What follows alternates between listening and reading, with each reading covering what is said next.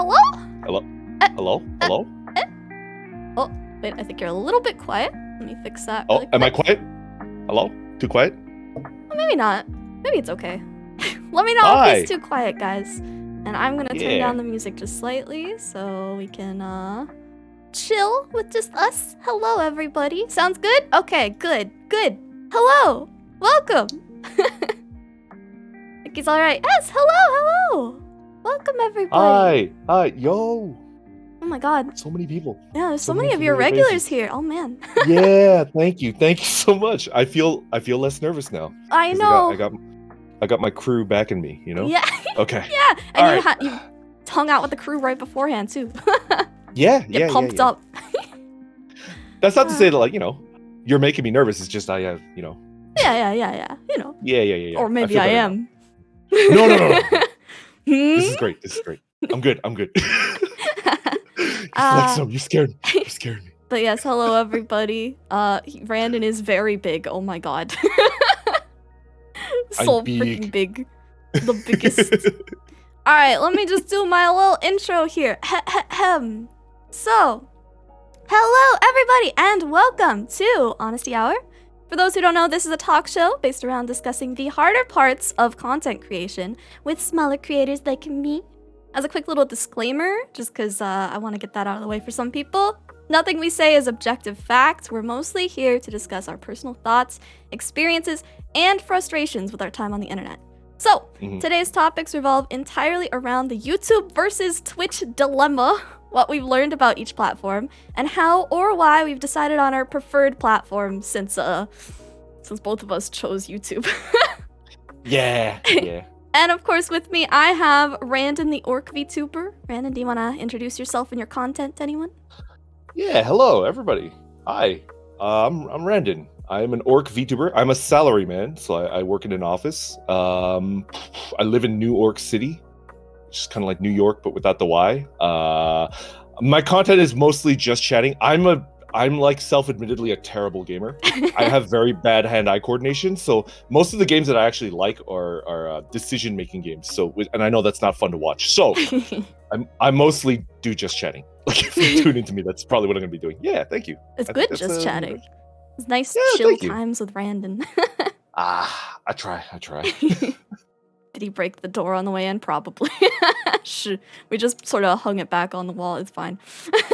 Are we gonna tell them that, like, I'm actually sitting in your chair, like your guest chair? There is a chair there. There's a chair.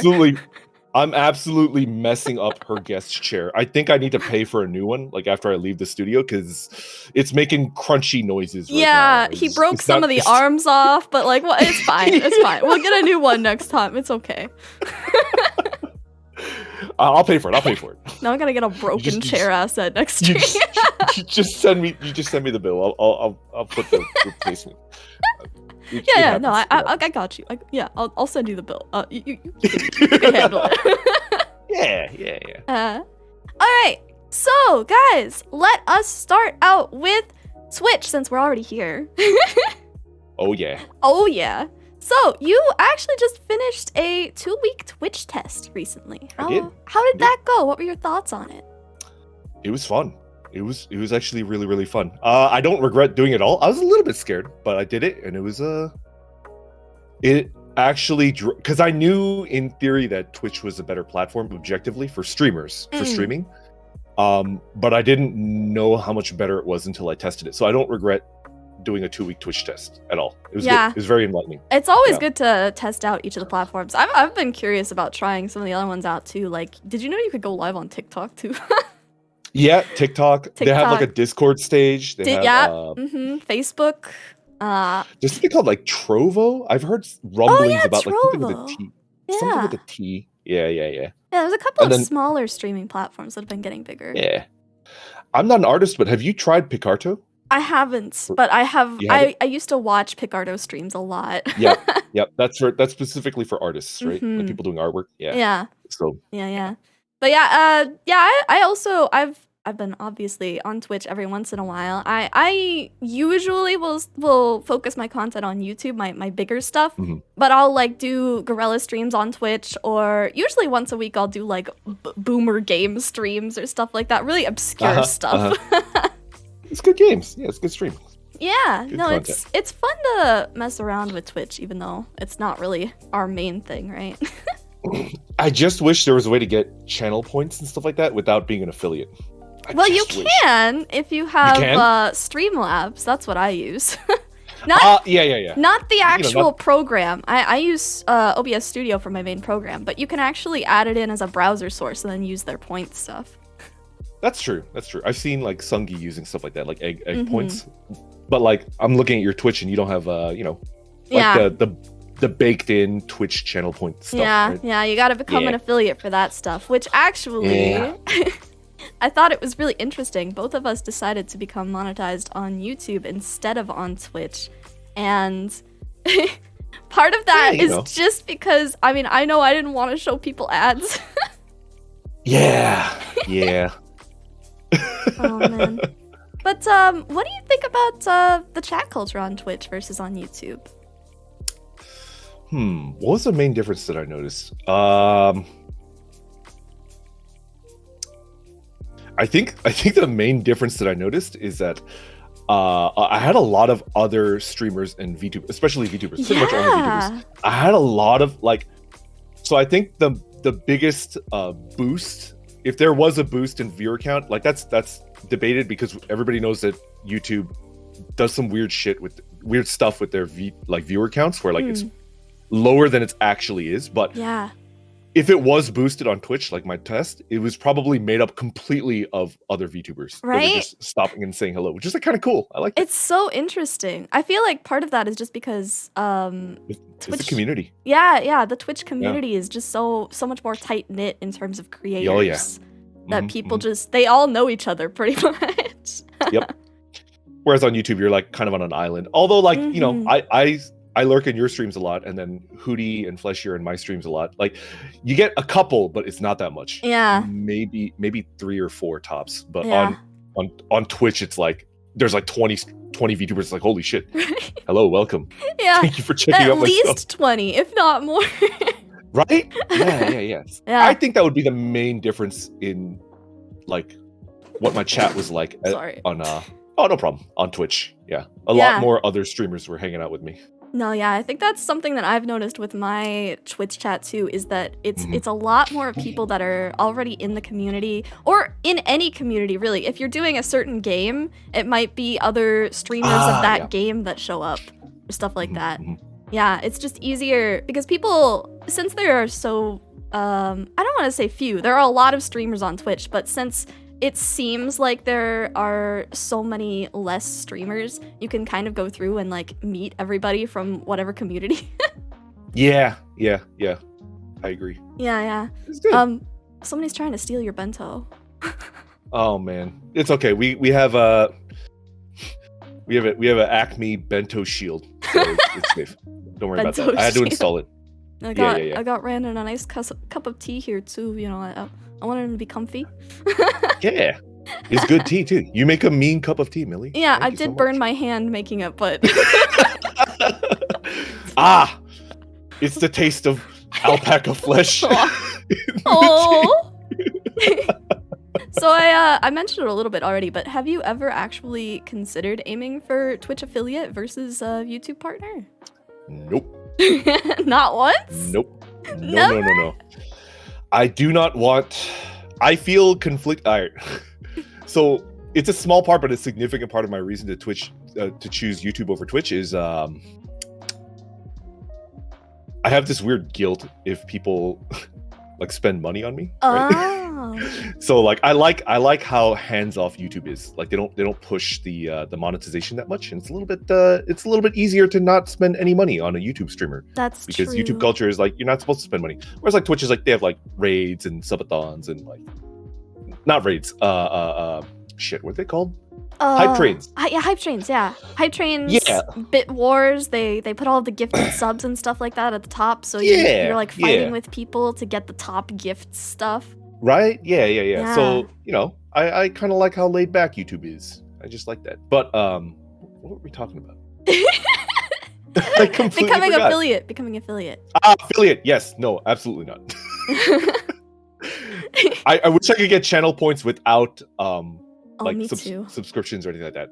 Yeah. Then I would 100% become an affiliate. If Twitch gave you more control over your monetization, then yes, I would become an affiliate, and then I would turn literally everything off. Yeah. No, I never thought about it like that before with how YouTube just isn't really that kind of a culture with monetization stuff. I know that Twitch pushes it hard all the time. Yeah. Which is a good thing. Yeah. They're helping people make a living, and I agree with that. It's just when you go on YouTube, you are absolutely not trained in any way whatsoever to spend money. Like nobody goes on YouTube like with their wallet out. Like that's not normal when you browse YouTube. But when you browse Twitch, if you like who you're watching, you give them a 5 gift subs. Give it a little something. Yeah. I've been known to do that from time to time. Yeah. And I like it. I feel like YouTube might push into that sphere eventually with like gifted subs and stuff like that. But they probably will. Yeah. I don't think that either way. I don't think they're gonna push it nearly as much. I don't think they're gonna go as far as like hype trains or anything like that. I think they're gonna try and it's gonna fail. Like they're not gonna be able to do it as good as Twitch. I think in no way will they ever. Yeah. I think if they did try, people might get angry at them. Yeah, right? Like, they're just gonna screw it up because Twitch is a master at that. Like, that's their niche. Like, that's what they're good at, Unless YouTube, like, poaches whoever thought that stuff up. Because, there's some, like, genius engineer that, like web development engineer that thought that up. If they poached it, if they just send a dump truck full of money to their house, it's like, hey, you should work for YouTube. Then maybe. They're kind of doing stuff like that, though. Have you noticed that they've poached, like, a couple of really big streamers off of Twitch recently? Yeah. But I don't know. I'm not sure that like a streamer wave is going to be top down. Like if people start streaming on YouTube, I don't think it's going to be like a top down wave. Yeah, I don't think so either. I don't think that's especially because you can just make so much more money on Twitch. Yes, that and like Microsoft tried to do a top down thing. Like they just threw a boatload of money at people and like it freaking bombed. Yeah, it was like not good, and I don't think YouTube could do that either. No, they're gonna have to take a different approach if they want to break into streaming, and it's not going to be like, I don't know, stealing. Who's the biggest streamer right now? I don't. XQC is pretty big, maybe. XQC is big, yeah. They don't want XQC, I don't think, because XQC is a little angry for them. Yeah. It's not what they want to promote most of the time. There's a couple of big streamers that I watch, like Asmongold. He was talking about Twitch recently. Hassan Abi. Hassan, Abi. Yeah. I don't think they're gonna lure over people like that, and that's not gonna help YouTube like grow their streaming segment. It's gonna be through other means, which we can discuss later. Yeah. But so numbers on Twitch streams, though. I know that's a big reason that a lot of people aim for Twitch affiliate over YouTube streams, because it just seems like when you go on Twitch, you get like 60, 70 people, whereas on YouTube, you'll get like 5 or 10. Yep. Has that ever made you want to switch, or? Nope. Not even a little bit. You are so because like, I know that YouTube is like fudging numbers, so if YouTube shows you 5 people, there's probably 15 to 20. Like, I honestly think that, because I'm just like looking at chat and I see there's more than 5 people chatting. So I know there's more than freaking 5 people. Like, why are you lying? Right? Yeah, actually, that's interesting. I think you mentioned that to me before. I was interested in hearing more about that. You did a test with somebody, right? I did a test. Did I do a test? Yeah. As a viewer, I did a test. I was like watching. Am I allowed to say this? Let me think. Whatever. I'll just freaking say it. I use ad block. Anybody out there in chat that uses ad block? Don't. It's okay. We're not on YouTube right now. I'll just cut that out. Just keep it a secret, but I use ad block, right? So I was watching a friend stream, and they were streaming to 3 people, and I saw that there were like at least 8 people in chat. Active in chat. So I was like, that's impossible. There's 3 people. So I turned off my ad block and reloaded, and then the 3 turned to a 4. And then I waited for a little bit and it stayed at 4. And then I turned on my ad block again, and then I switched and I reloaded my YouTube browser, and then it dropped back to 3. So I think ad block is what's causing that that crazy number. You know? Yeah, I thought that was so interesting when you mentioned that to me because I never even thought about that being the case, but it seems like a YouTube thing to do. That's like a super unscientific test. I would need to Yeah. do like way more testing, but Mm. I mean, it was 3, and then as soon as I turned off ad block, it went to 4, and then I was watching for about 30 minutes, and then I turned it back on, and it dropped back down to 3. So it's like in my brain, because orcs aren't necessarily scientists. Like I don't have any training in that. I was like, yeah, that's good enough for me. So, yeah, It's good enough for me. Yup. it's freaking ad block, man. Honestly, that's good enough for me too. Yeah. Knowing YouTube, I feel like that would explain so much. Because it feels like when I stop a YouTube stream, I'll have like 50 to 100 views on it, and it's like, but the chat might have sometimes been like 4 people or something. Yeah. It's like, wait a minute, how'd that happen? That's not right. Everybody uses ad block. If you're on a PC, you use ad block. If you're on your phone, you don't. So I feel like the majority of your viewers, like your viewer count, if you're streaming on YouTube, is the amount of viewers that are watching you on their phones or maybe on their TVs. Yeah, and it's like that's the number right there. I think everybody TVs else is a good one too. Yeah, PC. Yeah, man, I wish you could watch Twitch streams on TV. You can't really. I think you can't. I watch it on my iPad, and it's freaking bad. Like I feel like Twitch needs to get on that. Yeah, they need to make better mobile apps so bad. Half the time, my freaking chat doesn't work. Half the time, it bugs out, and I can hear sound but no audio. Or I can hear the audio, but there's no video, and like it's just not good. Yeah. No, half the time when I try and load up the Twitch mobile app, it's just like, nah, you don't need to watch this stream. Yeah, and it's like, am I out of date? Do I need to update Twitch? It's like, no, Twitch is updated. No, we just don't want you that's to good. see the Just fuck you in particular. Get on the PC, forehead. Get on the PC. Scroll your PC. What are you doing over there? Huh?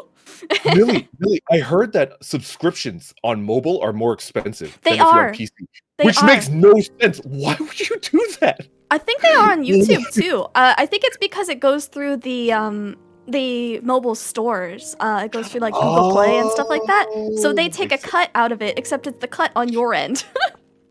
So it's like $7.99 or something usually for a Twitch subscription on mobile. That's crazy. If it's the same on YouTube, that's awful. Why would you? I think it is. I'm gonna have to test that. I think maybe I'll like unsub to you and resub to you on mobile and see. Yeah. Find out. We're doing actual testing for the audience. Actual testing just for you. Actual, yeah. You know, we're not just shooting from the hip. We're like actually doing research just for you guys. So did your Twitch experiment actually change anything about the way that you go about making your content? I was tempted. I was like 30% ready to switch. Really? I got a little bit tempted. Originally, I was like 0% chance, and then I was like, okay, 98% chance I'm gonna stay on YouTube. And then by the end of it, I was like 70% chance. It's like a 30%. Yeah, I kept checking in on your streams on Twitch, and every time I walked in, it seemed like you were talking about the percentage chance that you were actually gonna stay on Twitch, and it kept going down and up and up or something. Yeah, it's just good. It's really good. I don't know. It got kind of close, but ultimately, I don't really regret the decision that I made. It got a little bit close to it. I think what was the main thing making me tempted to switch? One, my mods are in chat. I see Astro. I'm really sorry, you guys. I know the moderation tools on Twitch are so much better. Oh god, they are. YouTube moderation is I'm gonna go ahead and like drop a swear because it deserves a swear. YouTube moderation is ass. It's like it's the full ass. It's really bad. YouTube, you need to fix your stream moderation because it's bad. It doesn't exist. It barely exists, right? So I wanted to switch because I knew it would be better for my mods, and I love my mods, and I want them to have as easy a time as they can, like helping me out. You know, that was the main reason. And then, you know, it was nice. It was nice being in a community with other VTubers that I like, and I was meeting a lot of other new VTubers. You know. Yeah, I think it's almost like Twitch is a really good networking tool in a way. Oh yeah, absolutely. Like, I mean, honestly, that's a good part of the reason I still do Twitch streams as opposed to only swapping to YouTube eternally is just because I get to see so many of my VTuber friends that I just don't get to see otherwise. They come in and they hang out for a little while, and it's like, oh man, it's so nice. It's hard for people to find YouTube streams sometimes because it feels like they don't push the notifications out as well. Yeah, not at all. Yeah. And then also, it seems like most of the time, if you schedule a stream, it will push the notification to the sub boxes immediately, and then it won't do it again until you go live. Yes, yeah. Although that's a different kind of, like, the idea of getting notifications, stuff like that. I have Feelings. a lot of theories on. I have a lot of theories about that. Yeah. And it ties into like Twitter as well, because I think anything that has notifications, they went through like a big change in like a lot of people don't realize in it. Yeah. So speaking about partially about notifications, what do you think about the discoverability on Twitch, how people actually find each other and stuff? People tout raids. I don't actually think raids are very good for discoverability. They're okay, but like I think they're overrated. I think the main, I don't know. Can we go into like analytics and stuff like that? Yeah, we can. One thing that I noticed when I was streaming on Twitch was that what is it called again? It's like homepage notifications or something. I don't remember what it was called. It was like something like front page. Oh, I know what you're talking. Yeah, the front page recommendation sort of stuff. Yeah. I was checking my like Twitch analytics, which is interesting. Twitch analytics is okay. It's pretty robust, and I noticed that I was getting about 10% of my viewership on Twitch was coming from like front page recommendations or whatever it's called. Huh. And people would say, like, when I was streaming, people would be like, "Hey, I saw you on the front page," and it's like, "What the heck, an orc?" Just dropping in to see it. I was like, "Hey, cool." So I think it's good. It's good. I think Twitch actually has better, stuff like that. I think that depends. YouTube sucks. Because it seems like most of the people who end up getting on the front page discoverability already have big numbers going into them. I noticed that, yeah, like 500, 600, but I never got close to that. I think I was averaging like 120, 130. Yeah. Very interesting how that happened for you. Yeah, I don't think I've known many people who actually get on the front page of I wonder. Twitch. I wonder if somebody was pushing you. I was getting people who were not into VTubers. They're like, "What the heck are you?" It's like, "I'm a VTuber." It's like, "What is a VTuber?" It's like, you get to be an anime character, but I don't want to be an anime character, so I'm an orc. How and they were like, "Oh, weird." And I was like, "Yeah, welcome." Oh, weird. Yeah. Huh. Yeah, that's interesting. I feel like part of it might be getting to the top of different categories, but man, I don't think you were that far up in terms of chatting streams. Yeah, I don't know. Huh. Well, that's cool. There's probably like there is probably an algorithm behind front page or homepage recommendations. Mm-hmm. We just don't know what it is. And I was looking at that 10% number. It's like, that's actually pretty good. That's way better than YouTube. Oh, that's super high. I usually get some people coming into my YouTube streams from browsing, but I don't think it's usually that much. It's usually like maybe 7% or something like that from browse features. Good. Yeah. Just introduce yourself as a cartoon. True. I am a cartoon. Oh, bro. Yeah. Cartoons. Ooh. Don't you like cartoons? Don't you like some cartoons, kid? You wanna watch some cartoons? Are you like a drug dealer, but instead of drugs, you want some cartoons, kid? Oh, you like this?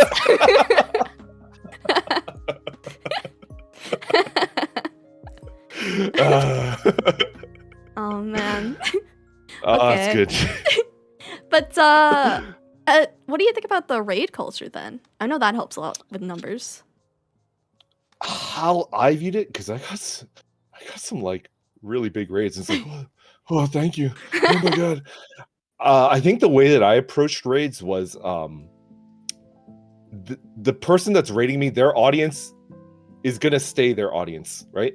Like the people that stay in a raid and don't immediately like pop out are the people that are like, this is my favorite streamer, and I'll check out who they're raiding, right? It's like kind of like, I want to help out, right? Yeah. It's a favor to your favorite or like your top 3 streamers, right? So because like they already have a favorite, come on, like realistically, like you're not gonna get any new regular viewers from a raid because they already have like somebody that they like to watch. Yeah. However, what I see it as is when you're done streaming as a streamer, you have regulars, and maybe they're still in the mood to watch. Like they don't want to like go off and do the laundry or whatever, right? Like they just want to relax, right? And if they still want to relax, as the streamer, it's your job to like show them someone that you think is like pretty cool, you know? Yeah. To give them a little bit of extra entertainment since you have to go. Yeah. So I think I think Vivi mentioned it. She says you're entrusting your audience with somebody that you think will show them a good time. And so when somebody rated me, I was like, well, I have to do my best to like, not let down the person that trusted their audience with me. Yeah. And I don't think I'm going to get a new audience. Like they're going to stay with their favorites, but it's my chance to like, like let them hang out and relax and maybe laugh a little bit, maybe cringe a little bit, a little here. Yeah. That's says, I actually beg to differ. I've actually gotten regulars from raids, but it's very rare. Yeah, it's possible to get regulars from raids, but I think that most of the time, that's a better way to think about it. Just like, yes, this is your audience mostly, but you're sending them off to somebody else for a little while, and they can have some fun with them, and then they can go on their way. Yeah. Maybe they'll watch them again some other time, but probably not. It's probably like a 1% conversion rate or even less, so I would consider it like negligible. Like you shouldn't be pinning your hopes on getting new viewers, new regular viewers through raids. Yeah, because it's like less than 1%. Yeah, I think a lot of people put a bit too much stock in raids as their like main form of getting numbers. I know I've seen there are some streamers who go and complain about people who came into their chat like, hey, can you raid me after this? And it's like, yikes. That's not. First of all, the audience isn't gonna like you now that you said that. Yeah, yikes. Second of all, why? Man, half the people I watch have found through raids, probably more. Yeah, there are some people who do it. It's not incapable of being a way to find a streamer. It's not the what's the word I'm looking for? Not unheard of. It's not unheard. Yeah, unheard of works. It's not unheard of to actually find new people to watch through that. But most of the time, both the streamer and the viewer are kind of in agreement. I think that this is their viewers. They just came to watch for a little bit. Yeah. My mindset is like I want to be in somebody's top 3. You know. Yeah. I want to be in a viewer's top 3. Like I don't have to be number 1. I'm not like a yandere or whatever. As long as I'm in your top 3 and you like, I mean, if I was, I wouldn't tell anybody, right? I would just keep that under wraps because I don't want to scare off my regulars. Anyways, yeah, that's my goal, right? Yeah. So I think it's tough. It's really tough to be in somebody's top 3. You got to work at it, and you got to provide them with a lot of entertainment, and you gotta be consistent. You gotta gain their trust. It's difficult to be somebody's favorite or somebody's top 3, and like I feel like a lot of people don't recognize how hard that is. You know, they just want the big numbers. And it's kind of like, well, I don't, you know. Yeah, I feel like a lot of people go into streaming and they're like, I'm just here because I want to get popular and I want to make lots of money and stuff like that. Whereas I feel like the better way to think about it is like, I'm here to provide something to the people that are coming to see me. They are spending their time and their energy and even maybe their money to be here for me, and I have to put on a good show and like be there for them. Yeah. Yeah. See, that's what makes you special. That's what makes you like a top tier VTuber, in my opinion. Because it's very obvious that you think that way. Yeah, I know.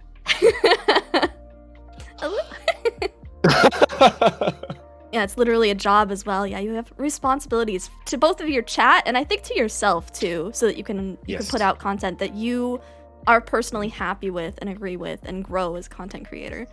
Yes. One of my favorite quotes is that I say to people all the time, especially new upcoming VTubers, is that you should always aim to try to be your own favorite streamer. You should try and aim to create the content that you want to watch.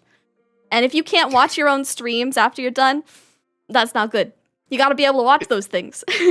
Yeah, but it's also like a work in progress, right? Because we start off so scuffed and I think it's like when you can tell because you know your own voice and your inflections the most. I think the reason why people can't watch their own VODs is because they know when they're nervous. And it's like, oh, don't be nervous. That's just that's but true. It's very difficult for other people to tell that you're nervous. Yeah. People have told me like I can't tell that you're nervous at all. Like right now, I'm sweating buckets. And maybe some people are like, maybe some people that know me well will I be can like, tell. yeah, I can tell. it's clear that you're nervous.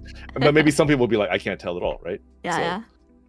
And that just takes time. You just have to stream 100 times, and then you'll be less scared. True. You can't shortcut that. You just have to do it 100 times, and then you'll be less and less nervous. You'll be more and more confident. And I think it's a shame that a lot of VTubers will stream like 20 times, and they'll be like, I'm quitting. And it's like, oh man. Yeah, it's so sad. Yeah. Oh man, I hope that I'm reading your chat. Who is this Stewart's art? This is like a fire comment. That's like a top tier comment. Man, I'm gonna same though. I'm gonna take a swig for Stewart. Let's go. I got a vodka like right next to my PC. You too. Man, now I wish I had vodka like across the room. I wish it was closer. Man. Oh, that's a spicy meatball. Okay, let's go. Oh my god. Let's go. I'm sorry. That was literally Randon's first stream. Yeah, didn't you get drunk or something your first stream? My first 2 streams, I got absolutely wasted. I drank probably, what is it, like 7. This is a handle, so it's 1.75 liters. I probably drank a half a liter of vodka each stream. God. Like a half a liter of vodka. Oh wait, my mom just walked in the room and handed me my booze. All right, let's go. Hold on. Let's go. Just take a swig real quick. What do you got? What's the poison? I have rum actually. It's a Malibu mango rum. Let's go. All right. Nice. Liquid courage. Yeah. Everybody that's watching is about to get kicked up to the next level. This is good content coming up. Okay, yeah, I'm for loose. people who aren't used to me and my stuff, yeah, my mom is kind of a mainstay of my channel. She comes by and drops things off all the time. She's in chat Mom too. Paka. Yeah. Mom Paka, she's around. Yeah. There she is. All right. Well, on that note, where do you think the Twitch is gonna go in the next few years? Do you think they're actually gonna be able to innovate enough to stay ahead of the game, ahead of YouTube? That is tough. I hate to throw shade at Twitch. I don't think they're innovating fast enough. Like that's a huge thing that. What was the latest thing that they added? Animated emotes. Yeah, follower emotes and animated emotes. Yeah, it's like, come on, dude. Like, fix the hate rates. Like, what's going on? Like, yeah. I don't know.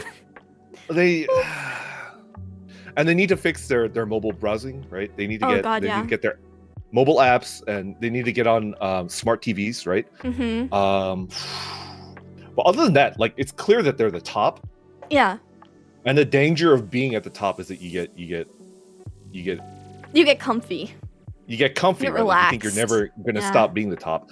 And for me, that's a danger signal. You know? Like, I want to see people that are like chomping at the bit to continue being at the top, and I just don't see that in Twitch. I don't see it. You know? Yeah, well, the thing is that we talked about them. We talked about YouTube poaching some of their best streamers and their most monetizable streamers recently. Mm-hmm. I feel like if Twitch had actually offered them decent enough contracts, they wouldn't have wanted to switch because Twitch has so many good features to it. But I kind of wonder why. Well, I know why Doc switched. He got fucking banned, right? Yeah. Oh, sorry for dropping that F-bomb. I know why Doc switched. Tim is a little bit more, I don't know. Well, I have my theories. I think Tim makes a ton of videos. He releases, I think he has like 6 YouTube channels, and he releases one video on each of them. So I'm gonna say like a conservative estimate is that he drops 5 new YouTube videos every single day. Yeah. Right? And when you do that, it kind of makes sense to be on YouTube because your streams will boost your videos will boost your streams. It'll be like a direct connection. Yeah. So for Tim, it makes sense. Doc does not make videos. It so it's synergizes like Doc really just well. Yeah, Doc just had to switch because he got booted off of But Tim I think makes sense because if you're a video content creator, it makes a lot of sense to have it on the same platform. They help each other a lot. Yeah. I actually saw I don't know who was saying it. I saw a video about it at some point that also mentioned, you know what? It might have been a Devin Nash video. I'll be honest, a lot of this conversation probably gonna have a lot of Devin Nash stuff in it. I'd watch his stuff a lot. Me too. But he was talking about how I love his fuzzy head. It's so fuzzy. His fuzzy head. I just want to rub his fuzzy head. Give him a nice little pat, yeah. It's like a mic windscreen, and it's just like I just want to rub it. Anyways, Oh my sorry for making it God. weird. Let's No, go. it's fine. That's adorable, honestly. But no, I think Devin Ash was talking about the fact that it's partially a time commitment thing because Twitch streamers, the top Twitch streamers, have in their contract that they have to stream a certain amount of hours per week, and it's crazy. It's like How high? way higher, like 60 or something. 60 hours a week. 60, you have to stream like so many hours a week. No, thank you. Never. I would never do that. It was so many hours. Yeah, I think it's Even 60, if I could right? quit my day job, I would not do 60. Yeah, when you are a full Twitch partner, they want you to stream literally all the time. They could kiss my green ass. Like, I'm not going to stream 60 hours a week. That's crazy. But YouTube, I think, had it down to like 15 to 30 hours or something a week, and then you put out a couple YouTube videos and you're good. Even 15 is too much for me. I mean, what I'm doing right now where I'm working full-time and I'm streaming, maybe if I went full-time, I could do 20, maybe 20, 30. Yeah. Well, for full-time streamers is most of these contracts, right? So 15 yeah, to 30, I think that's doable. I think 30 is pushing it a little bit, but I think it was around 15 or something like that with a couple of YouTube videos a week, and that's real good. That's good. Yeah. Much more doable. Yikes, Now, like 60 that's hours. crazy. That's insane. 60 hours? Yeah, it was a lot. What are they thinking? That's nuts. I don't know. I have no idea. Oh, thanks. So got it. Cool. I saw it. All I saw the emote dancing rats or whatever. Dancing rats, yeah. But yeah, I think that is going to be it for just talking about specifically Twitch. So let's talk about YouTube a little bit. YouTube is our preferred platform. Both of us are actually monetized on YouTube. Oh yeah. Worked hard for that shit. It's intimidating, but I think it's worth it ultimately. It's worth it in the end. What made you decide to go for YouTube as your main platform? I think I made a very short YouTube video on this. I'll just give you like a 30-second summary of it. I freaking like making videos. I like him. And I've never made videos before, ever. I have like no experience doing it, but even I knew that I mean, if you want to make videos to entertain people, it's pretty much the only game in town. YouTube. Yeah. You can't go to VO. You can't go to like, I don't even know what Daily Motion. It's YouTube. You have to be on YouTube. So to me, it just made a lot of sense. If I wanted to make videos to entertain people, and also, I actually really like streaming, right? And why not put them on the same platform so that they help each other out? They do. They actually really do help each other out. They do, yeah. After your Twitch test, actually, you were mentioning in one of your streams, didn't you have a huge drop in your viewership on YouTube? Yes. Not just my viewership. My viewership didn't drop too much because I have regulars that, I mean, God bless them. They'll watch anything I put out. Even that like ridiculous Taylor Swift video that I made, like they watched that and I was like, sorry. I know it's weird, but that's my art. Anyway, what plummeted was impressions, which is like, it's not 100% new people, but it's the amount that the YouTube algorithm is showing your video thumbnails to new people, right?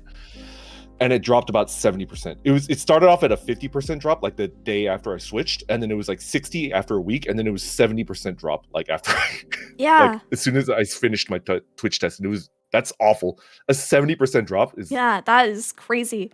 And honestly, I didn't expect that to be the case because I didn't think, like, everyone has this impression about YouTube that if you are streaming on YouTube, it's actually a waste of your channel's potential because you're pushing out this content that not everybody is going to want to sit there and watch. But apparently not.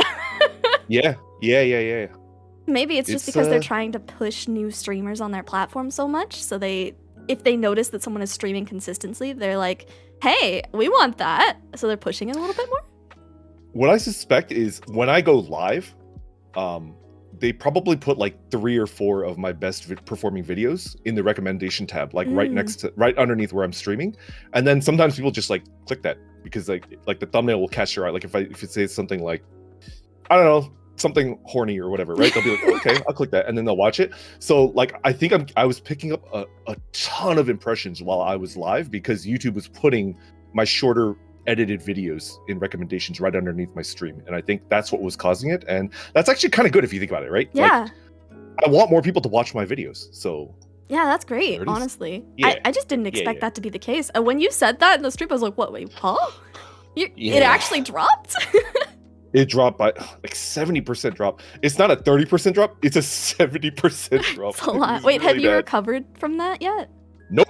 Oh. I'm recovering slowly, but I've not reached the peak that I was at before. Oh. It's what was my last stream at? My last stream had like 20,000 impressions, which is crazy when you think about it. Like 20,000 unique people are shown like one of my random thumbnails, like the days that I go live. That's like insane. Anyways, that's a lot. And the peak right before my Twitch test was 31. Oh my god. 31K. Dang, you up there, boy. It's still about what is that, like a 33% drop? 33.33 repeating? Yeah, that's a pretty big drop still. Wow. Whatever. I'm in this for the long haul, so I don't care. I just knew that if I switch to Twitch, my YouTube channel is dead. It's like freaking dead. Yeah, which is really strange. That's just not. Yeah. That's not what I expected from it at all. But man. Yeah. I guess it makes sense because they are. I don't care if I grow more slowly. I just don't want it to die. Yeah. I'm like looking at a house plant and it's like freaking dying. It's like, okay, we need to do something. Yeah.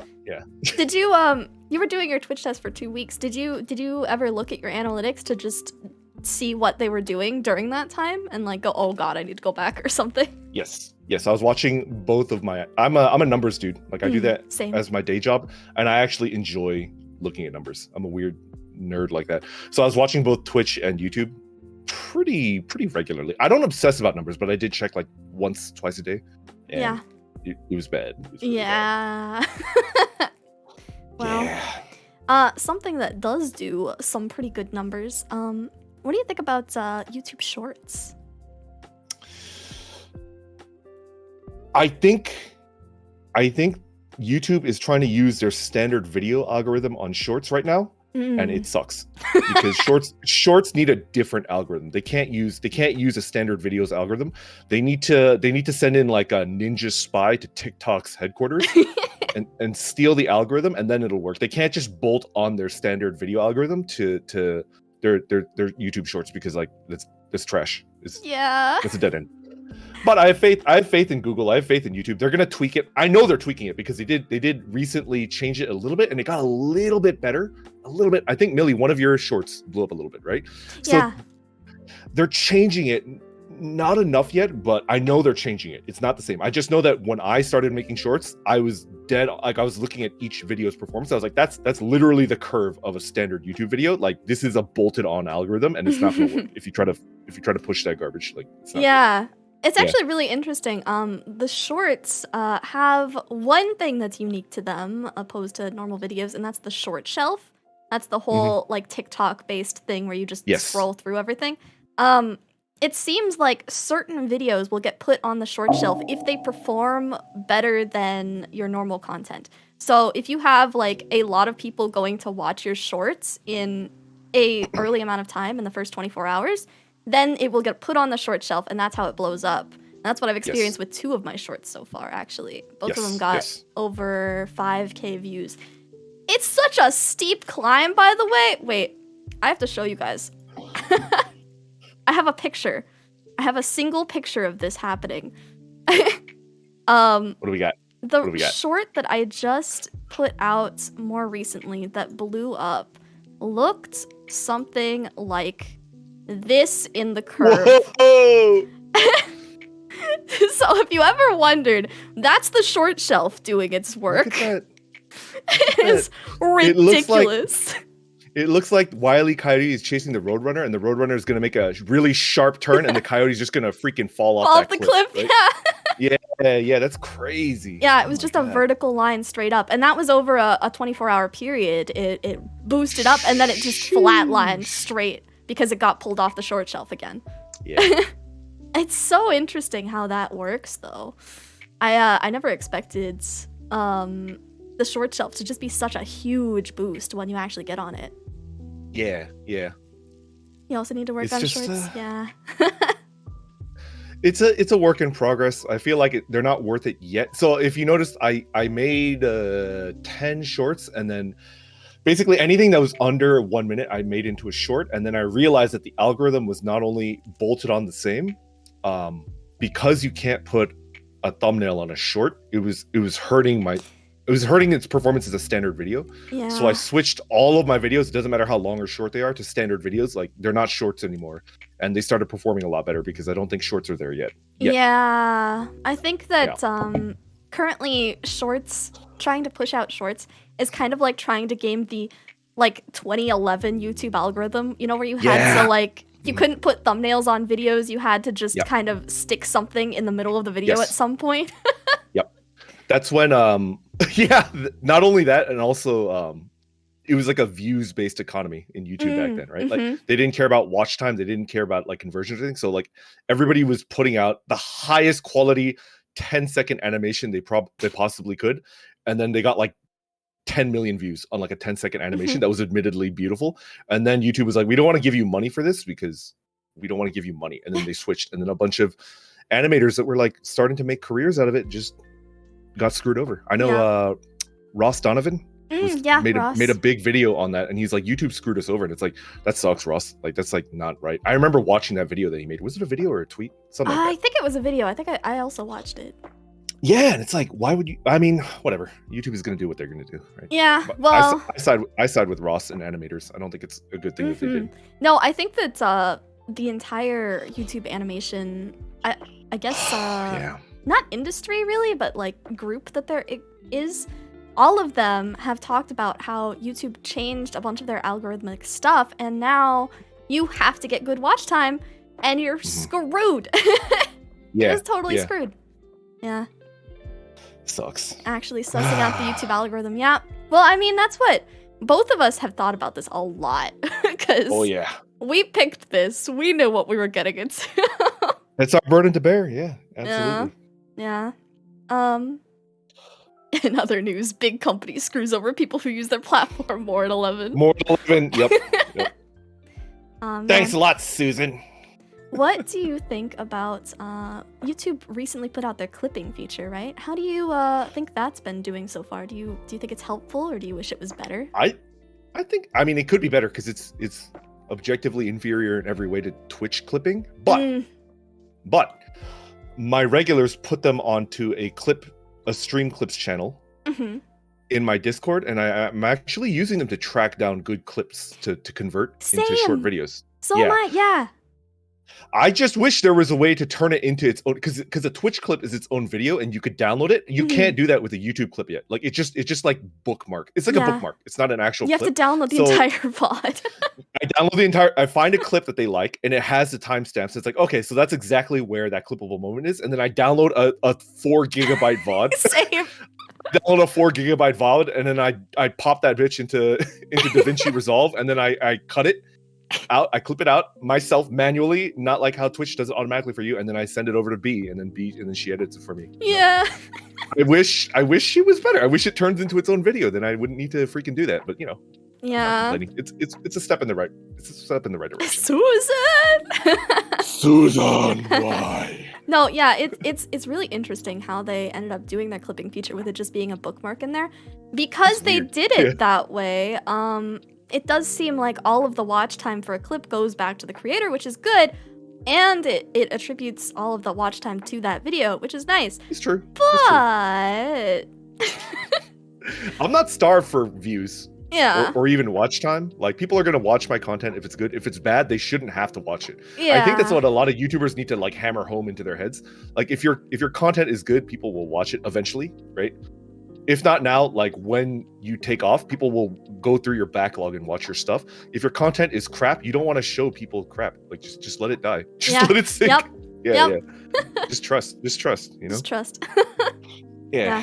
Have you ever wondered if the reason that YouTube isn't really like pushing the clipping feature as much is because they can't monetize it yet? They don't have ads on it or anything?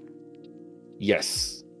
Although, I mean, do you know about like TikTok monetization? I did a little bit of research. It's something insane. Like, you get like less than a quarter. You get less than 25 cents for 1 million views. You get so little. you get 25 cents for 1 million views. Like, what the? Yeah, no. So the thing is, like, Yeah. So like I don't think there's a path to monetizing shorts for YouTube. I honestly don't think so. Because if the platform that only does shorts can't monetize, what the heck is YouTube going to do? No, I think the best way for YouTube to use it is to use shorts to funnel people into content that can be monetized. So for example, we're both YouTube streamers, right? If shorts can be used to funnel new people that really like our stuff into our streams, and then they get membership, they super chat or whatever, that's like a way that you could indirectly monetize through shorts. But if an engineer at YouTube manages to monetize shorts, they deserve like $1 million a year salary, because I don't know if it's possible. Like, yeah, and I think that's a big reason why they just haven't really pushed it as much yet. They don't have like, unlike on Twitch, you have like all of your clips listed under your clips tab. All of that is not on YouTube. The only place that you can find your clips is if you're regular or somebody posts a link to it. Yep. And it's listed under their clips, and that's private. So it's not even on their page or anything. So it's really, it's rough. It's weird. Yeah. I think that currently they're trying to copy the way that TikTok does their short sort of clip things, and just kind of push that out as its own thing, and they don't really know what else to do with it yet. Yeah, I mean, you got to put pressure on your competitors, right? Yeah. I'm sure YouTube is like, this costs us nothing to do, and it doesn't matter that it's not making us money yet.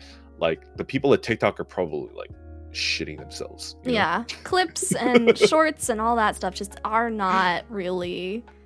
Yeah. Yup. They're not monetizable, but it's fine. I wish there was more functionality though. I just really wish they would let me download the clip. Just. We discussed it a little bit.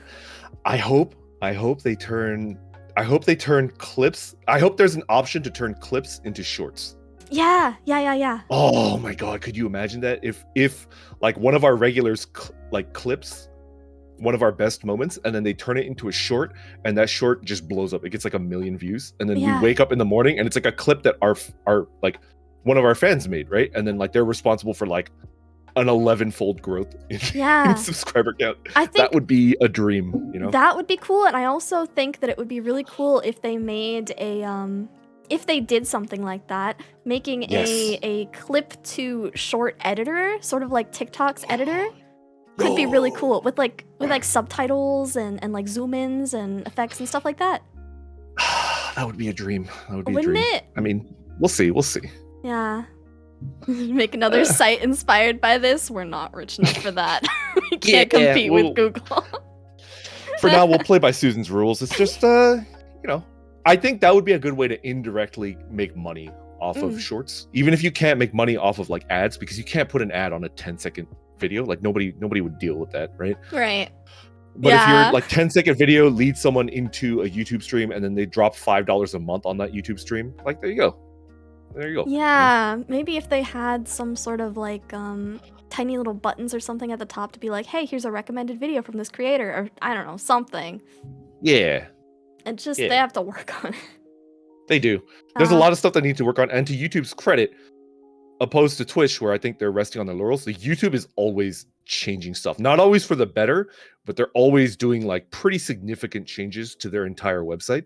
So I trust in the fact that YouTube will continue to change and will probably like always change. Like every year they're going to change something major to their website, their platform. I think so. Whereas like I just don't see Twitch doing that. Like when was the last major Twitch change? I don't even know.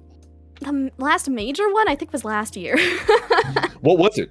Like do you remember what it was? I don't remember right now. I think that no, tags was the last major one that they did. That was this year. I know. People are touting tags. I don't know how good tags are, honestly. I don't know. We'll figure it out. YouTube already got rid of tags, so I'm not sure how YouTube realized tags were useless, so they got rid of it. So and then Twitch is like, hey, look, we added tags, guys, and it's like years late. Yeah, okay.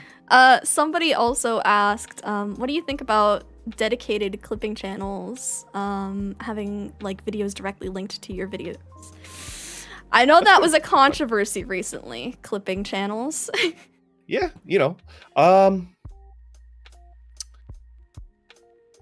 should I mention it? Let me think. I agree that there is something weird, right? But as a streamer, you should be okay with that weird. It's different if you're a pure video content maker, right? Yeah.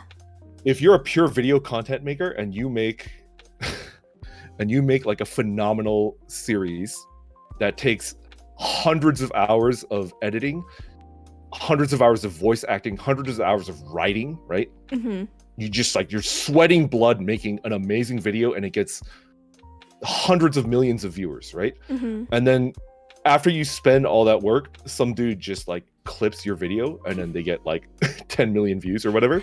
They clip it down and make like a compilation of it or something. That feels icky, and it should feel icky, but that is intrinsically different from being a streamer, right? Yeah. Yeah. I would feel very conflicted if somebody clipped, like if I made like a 30-minute ASMR video and then somebody like clipped it, right? I would be like, that's not cool. Don't freaking do that, right? But if somebody clips my stream, hell yeah, please. Yeah. I think that, in my opinion, if somebody is going in and grabbing the clips themselves and doing a lot of editing work and subtitles and stuff like that, they deserve some credit for it. And I think it's also really nice of them to do it. But I think that if they are just coming in and grabbing a straight clip and reposting it, it's a little less. It's like they're not actually doing any work. They're just grabbing it and posting it because they like it. Yeah. I mean,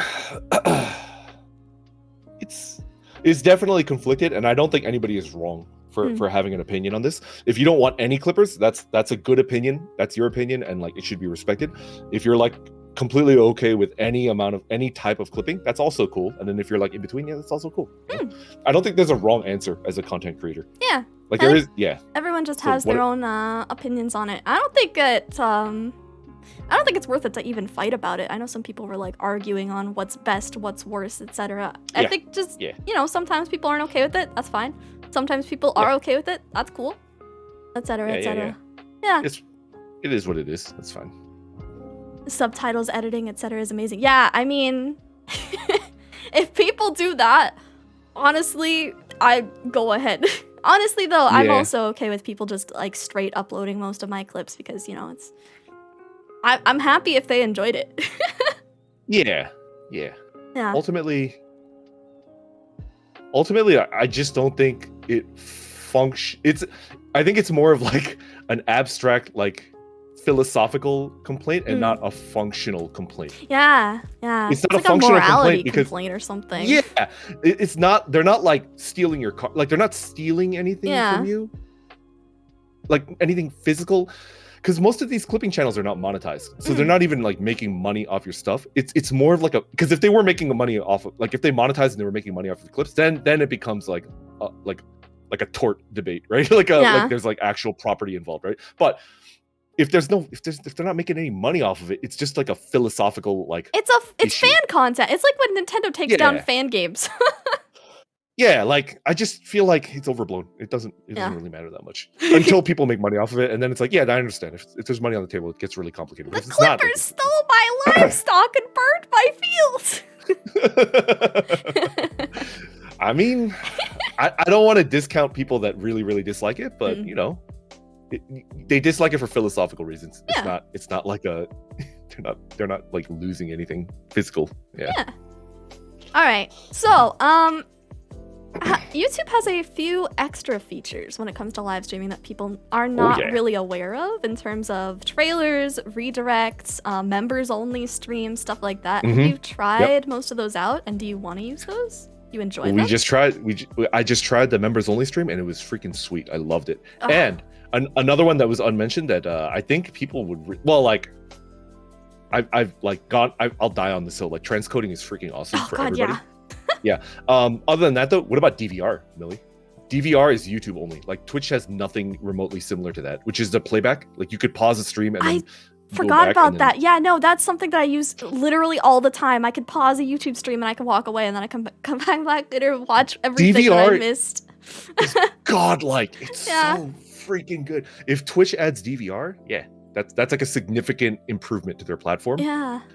If Twitch adds like something like DVR, then I'll say Twitch will probably stay on the top because like they're I always improving thought the platform. It was actually really interesting. HoloLive doesn't do the DVR stuff, and like It's so strange to me that they don't, because people miss out on something and they'll be like, what happened during the stream?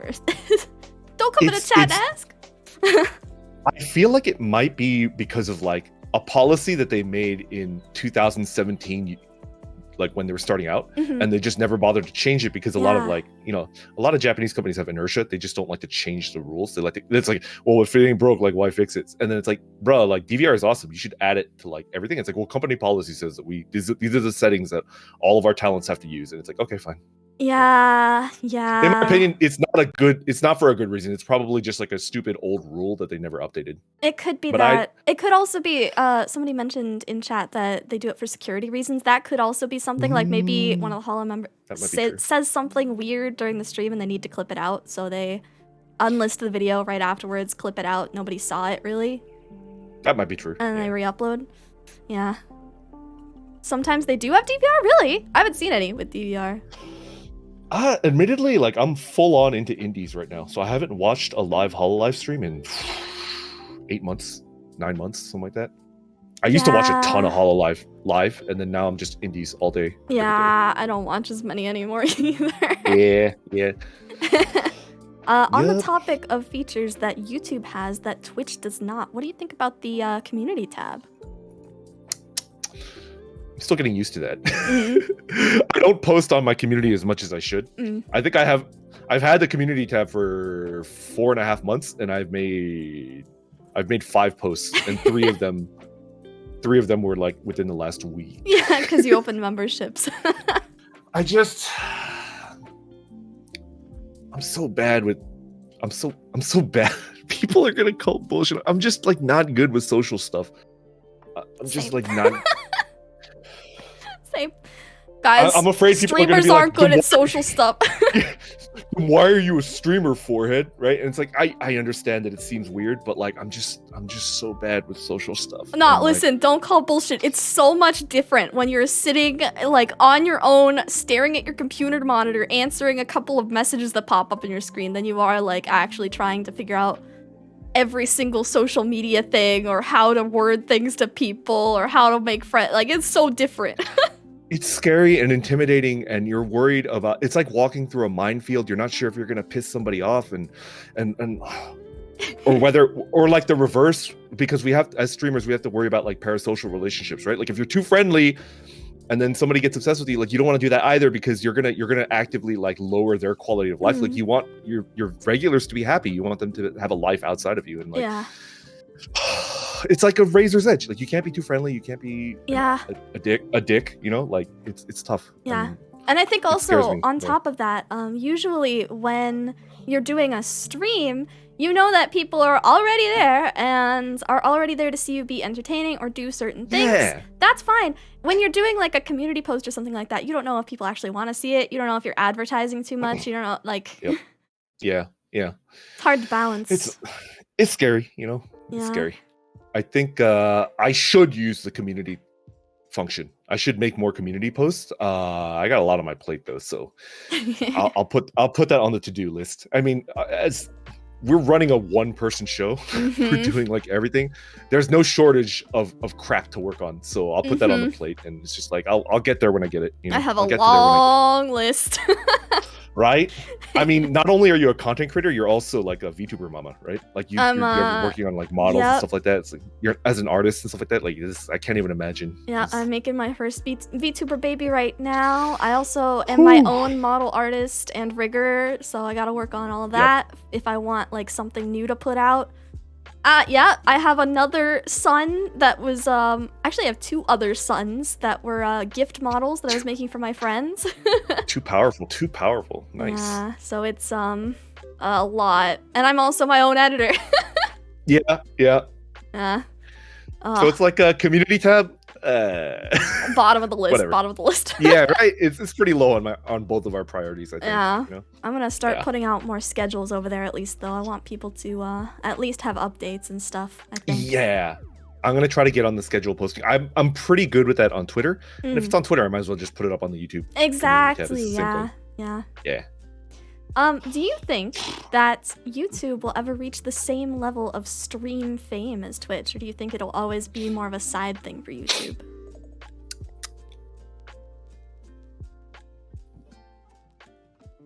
I think things are always in a state of flux. Mm.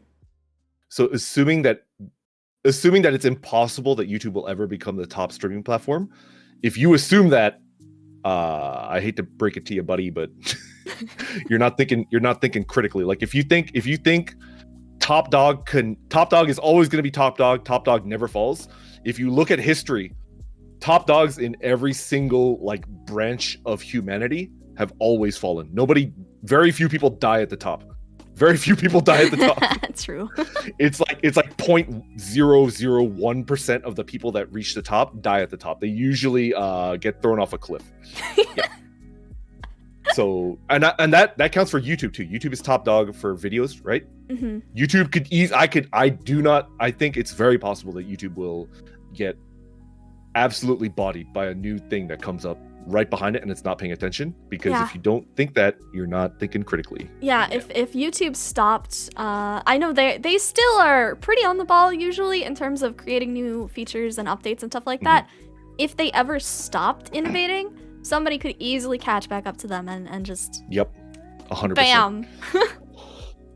It's like I mean, that's why I have like a lot of faith in Google, because Google is like very good at when they see someone coming up behind them, they crush them like an insect. Yeah. It's actually Google's really good at that. It's really interesting because I mean, Twitch is owned by Amazon. It feels like Amazon doesn't have the same stock in Twitch. Did you know that actually Twitch's whole live streaming algorithm and programming and stuff like that, all of the back-end stuff, is actually available for sale from Amazon? You could just buy that and make your own Twitch site right now.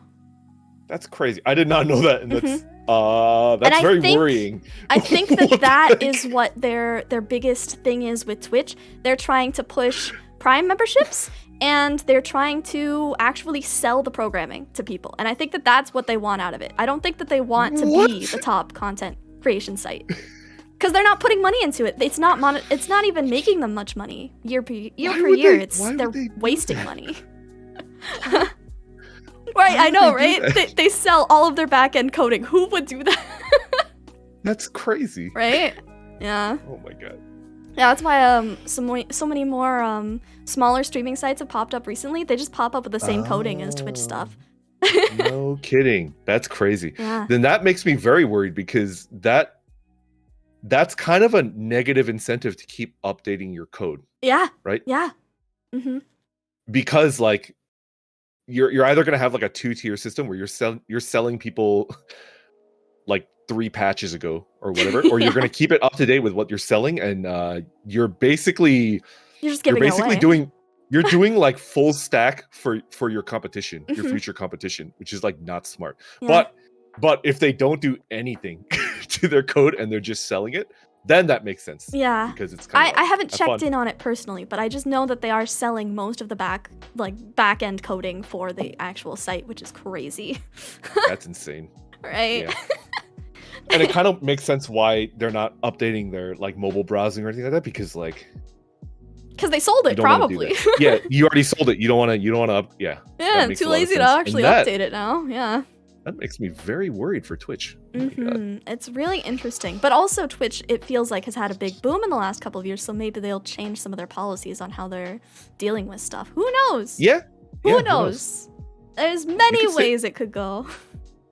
You could stay on top. You just gotta work for it, you know? And if Twitch works for it, they can easily stay on top. I could see that happening. Yeah. But I could see the opposite happening as well, so, you know. Yeah. Where do you think that YouTube intends to go in the next few years? Do you think they want to focus on streaming? I think I think there is a market for people that will watch streams on TV. Mm-hmm. I think there's a market for it. Like, I honestly do. Obviously, not a lot of people do that yet. Mm-hmm. But if more and more people, because I think a lot of people on YouTube, like a surprising amount of people on YouTube browse on their TVs. Yeah. No, my mom does. a huge amount of people browse YouTube on their TVs. And also almost your nobody Switch browses Twitch. And your consoles. Yeah. And... Yep, and your cell phones and stuff like that. Mm-hmm. And right now that's mostly video content, right? When people on TVs, when people on their cell phones, when people on their tablets start to watch more streams, when that enters their consciousness, and they start to seek out streams, live stream content on their TVs, Twitch is screwed, and YouTube is going to take that entire market share, like all of it. I think not Nobody only is in Twitch. I think also TV is screwed. Oh yeah, absolutely, yeah. I mean, TV's already half screwed anyways. People don't watch TV anymore. They want to watch things online. But when you get all of your live shows happening, like you have to, like you get your time slots. Oh, at 8 p.m. I have to go watch this show that's airing. When that happens on YouTube too, and that's just a mainstay thing, man. Yeah. And the opposite of that argument is that like videos are inherently superior to streams, which is like, there's a lot of things about, I mean, the production quality is way better, right? Because it's scripted and it's edited and stuff like that, right? So people are like, well, like live stuff, there's a reason why live television shows like didn't take over. Yeah.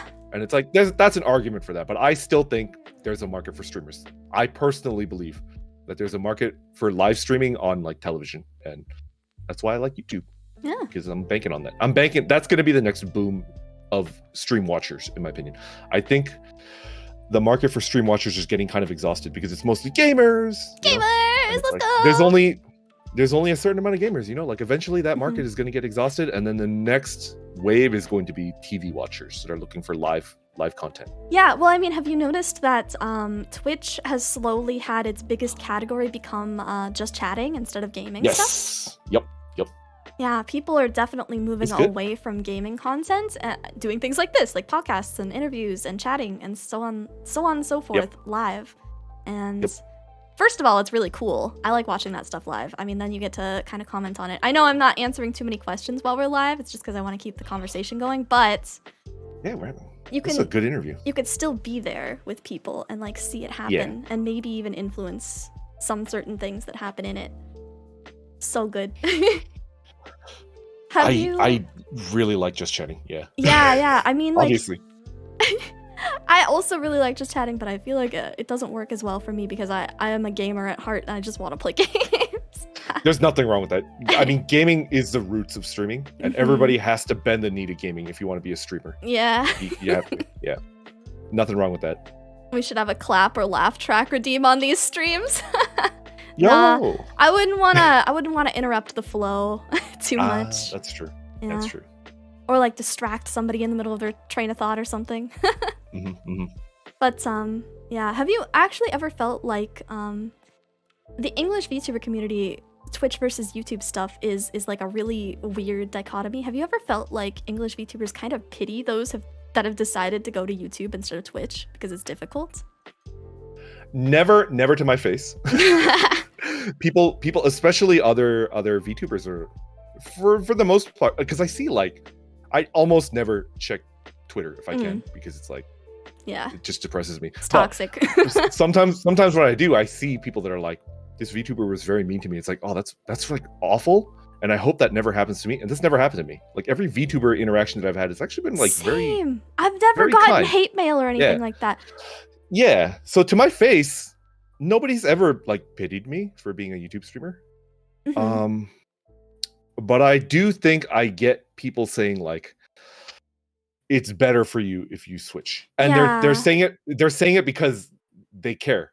Yeah, it's the like goodness of their heart. They're trying to help. Yeah, they want me to do better, and like they're giving their advice to switch. And it's like, I appreciate that, but I've done a fair amount of thinking, and I'm happy with where I'm at right now. I think so I'm just gonna keep. Another thing that I've gotten a lot is people calling me courageous for picking YouTube.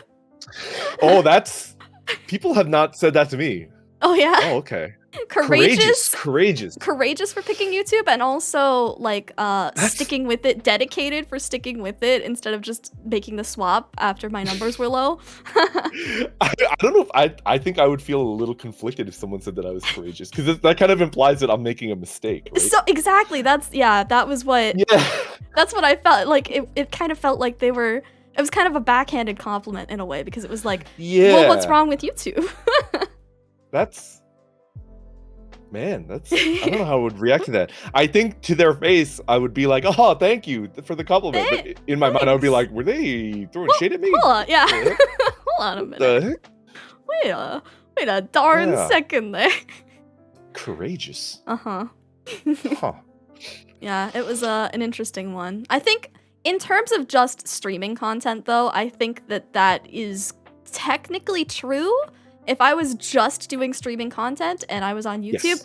that would be a very bold choice. Yes.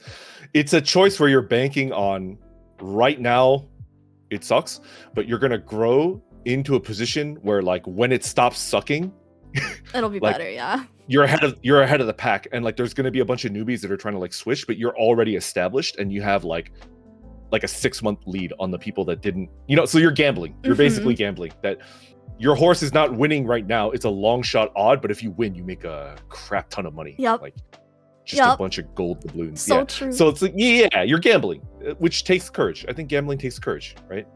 Unless people know of you or you're being, oh wait, was there more to that? Unless people know of you or if you're being advertised because the viewer count, like Lo-Fi Girl. Oh, you're talking about discoverability for streamers. Yeah, it can be kind of garbage sometimes. For YouTube, yes. Yeah. If you want to grow on YouTube, you have to drag people kicking and screaming into your streams. That means you have to be very, very aggressive on Twitter. You have to be very, very aggressive on TikTok, on Reddit, anywhere. Yeah. Literally anywhere. I don't care. I don't care if you have to go. I mean, what's an outdated BBS? Is Gaia Online still a thing? Yep. You go into a freaking Gaia Online forum and like lead people into your stream. Brandon. What? Gaia Online the other day made a post asking to see people's VTuber models. Let's fucking go. Get in there. Everybody that's a VTuber that's watching. There's 46 people that are watching. Anybody, get in there. Get your freaking PNG in there right now. Gaia has a PNG drop. You better go. Get in there right now. Like, you just have to do that. Like, yeah. Even if you're on Twitch, it's a good idea to get into that mindset. Oh, I gotta go. Yeah, get in there. Tell about your VTuber. F-bomb again. No, it's fine.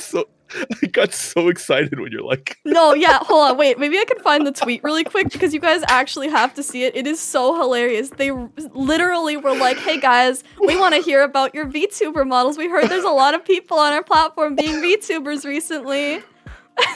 Why is Gaia Online doing... That's like insane. They made a blog post about it. That's incredible. That is incredible. And if Gaia Online is even like 1/10 the size that it was at its height, that's free real estate. Like you can pick up like 20 regulars doing that. Yeah. Yeah, you could.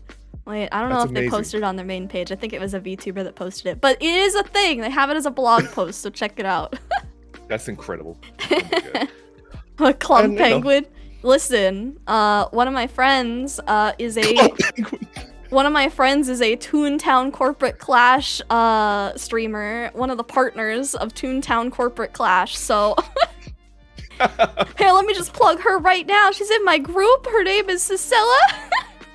Yo, that's the collab yesterday, right? Yeah, I have a collab with her yesterday playing Fogs. She's great.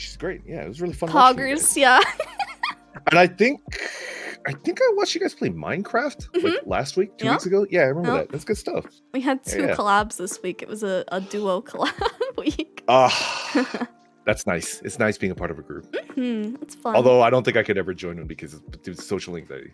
I want to have a whole conversation about groups at some point too. That's an interesting topic to get into. Yeah. Super interesting. Yeah. All right, one more question in terms of YouTube. Have you ever wished that there were more tips or applications or tools available to YouTube streamers? Because it feels like when you go online and you're looking up like streamer tips, streamer programs, all of that stuff, it's just Twitch forever. Yes. On YouTube then, I just think they need to fix their moderation.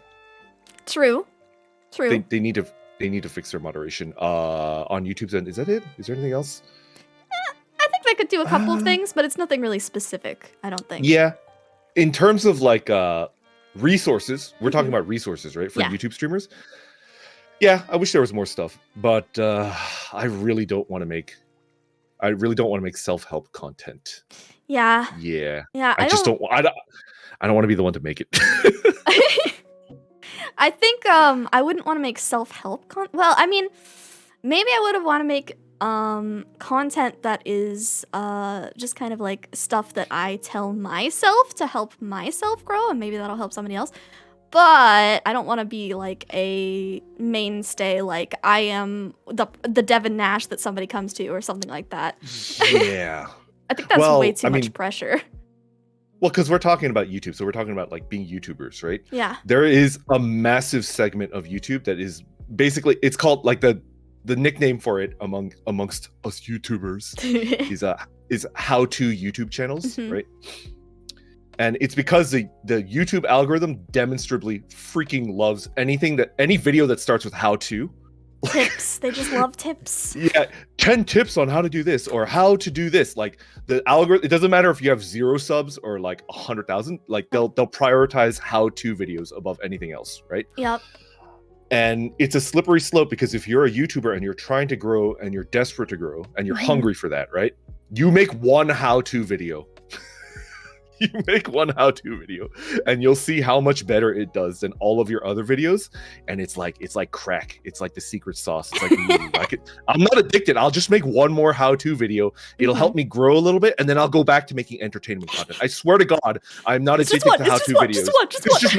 It's just one more. I could quit whenever I want to. And then like a year and a half passes. You've got like 80,000 subscribers and you're Devin Nash. You're Alpha Gaming. And it's like, oh great, I'm Alpha Gaming. Cool. I'm a stream scheme. It's like, okay, cool. And it's like I know I'm not strong enough inside. Like my willpower is not strong enough to avoid the crack if I start down that path. So I will never make a how-to video because I know it's going to do better than all of my entertainment videos combined, and then I'm just going to be a how-to YouTuber. I made one how-to video, and I think it's the only one I will ever make, and it was just on how to do this. Yeah, the zoom in, yeah, it's so good. I love it when you do that. I love when people I've seen Fleshy do that. Like I want to add it, but I'm a boomer. I don't know how to do technology. My streams are very, very stripped down and simple, and I want to, for my regulars, I want to step up my game, but for now I've got my hands full with what I'm doing, you know. Yeah. One day. Yeah, it's I feel like how-to content is just so sought after that everybody is. I mean, that's what they search for. They want, I want to do this. I should search up how to do it. And YouTube is like the first thing that pops up because, of course, it's owned by Google. Yes. And it's just better. Like if I'm trying to learn how to build, shit, I'm like looking around. I don't even know. Like how to fix eyeglasses, right?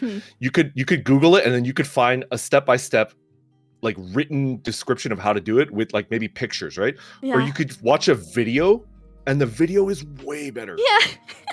The video is way better because it actually shows you what to do like in motion. It's like, oh, okay. And for me, I get a better idea of how to do stuff when I'm like watching it done live. So I think if you want to be a YouTuber at all costs, and it doesn't matter what you're doing, become a how-to YouTuber. Yeah.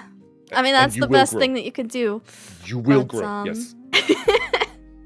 Yeah, that's also why I had the disclaimer at the beginning. I feel like a couple of people in my last 2 honesty hours were thinking that I was putting out like fact information or like tips on how to do it or stuff like. No, this is just us kind of like talking about our experiences and us like venting a little bit and chilling for a while.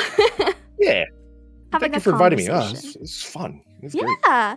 For anybody who was not here for the very beginning, this talk show is all about like talking about the harder parts of content creation. I did 2 others where we talked about things like numbers or things like being more original and trying to break the Hololive mold, as I call it, trying to like bust out of that and be more unique.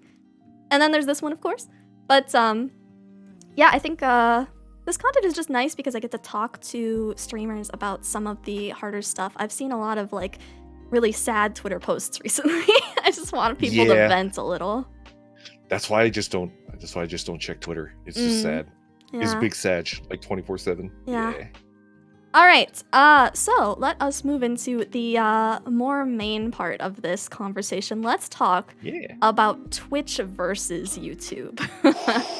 Oh man, I don't think I'll piss anybody off because even if you're a YouTube streamer, you're not going to be like, oh man, you're going to be like, yeah, because YouTube streamers understand. Yeah, okay, let's go. Yeah, no, I think it'll be fine. I think most people are I hope mature enough to understand we're not targeting anybody. Yes. Yeah. All right. So, what do you think about the Twitch versus YouTube war? Twitch is better. if you're 100% streamer, stream on Twitch because Twitch is the best freaking platform. You will grow maybe 5 to 10 times faster if you're purely on Twitch.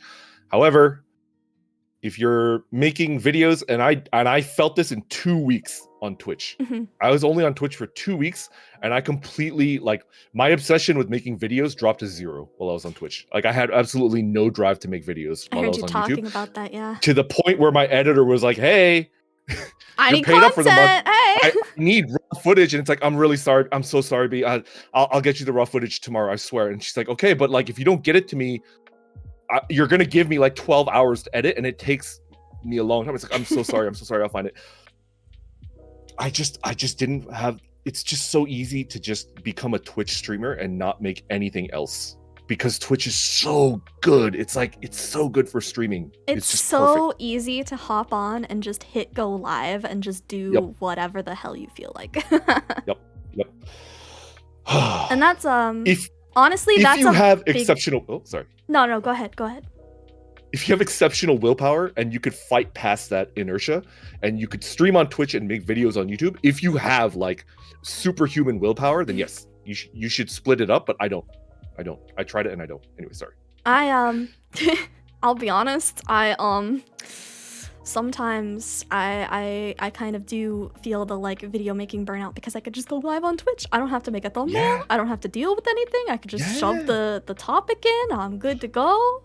If I want to change things in the middle of the stream, I could just swap categories. Suddenly, nobody cares. It's Right.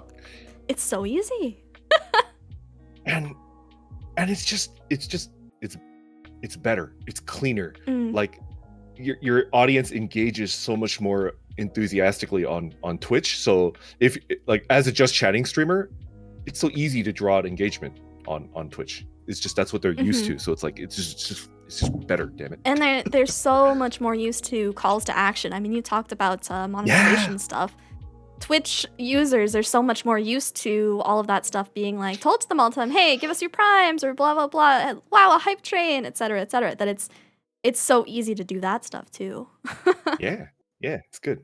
Which is a good and a bad thing. I mean, you know. Yeah. I mean, I think my reluctance to rely on other people when people want to help me, like with donations and stuff like that, my reluctance to do that is in no way a good thing. That's a product of like being raised improperly. I need to fix that, but that's my burden to bear. And because I haven't worked through that with my therapist yet, I'm streaming on YouTube. But I think that my main reason that I keep going back to YouTube is because I have to put in that extra effort. I think that I like holding myself to a higher standard. So like sometimes it's nice if I just want to like play Genshin or something like that. I can go live on Twitch and it's fine.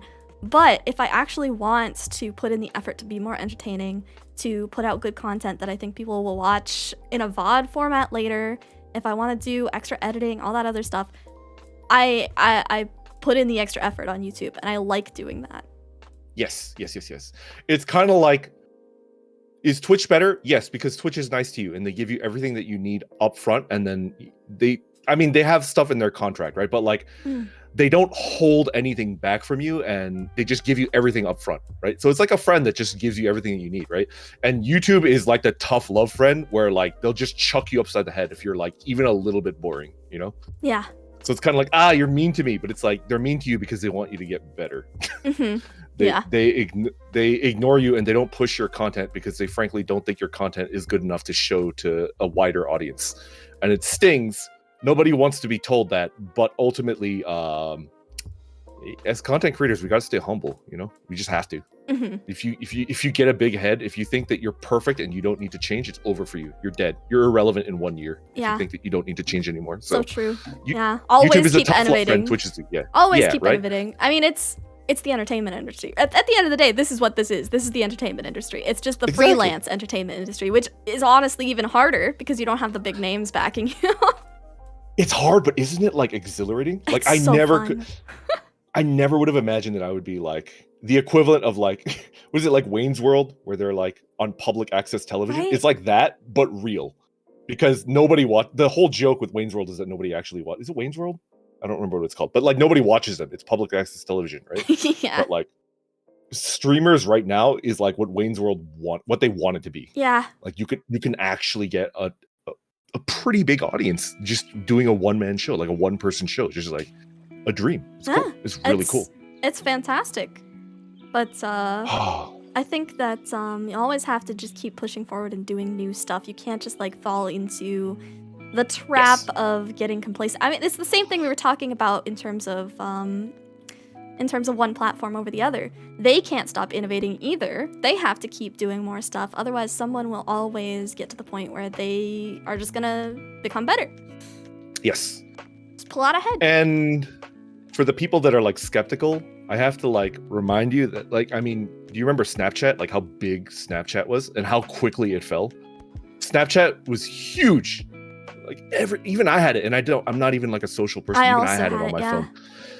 And I never used it, but I had it because one of my friends was like, "Hey, we use it. Like, add you to the group, so you're not like," because it was like a messaging platform, like a pseudo messaging platform too. At some point, so like everybody had it, right? Do you remember how quickly Snapchat became irrelevant? It died so fast, so died suddenly. In like 3 months. Yeah, and it was the biggest. It was the equivalent of like Shorts and Vines, right? Kind of. Yeah. Like, except it was like not permanent, so it would like the video would disappear. It's not saved in any form, which is cool.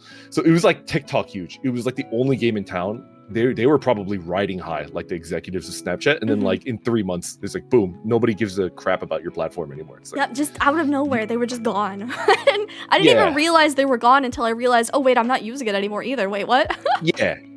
So like, to anybody thinks that like Twitch is top dog right now, but if you think that Twitch will always be top dog because it's the biggest, you need to realize that how quickly things can become irrelevant.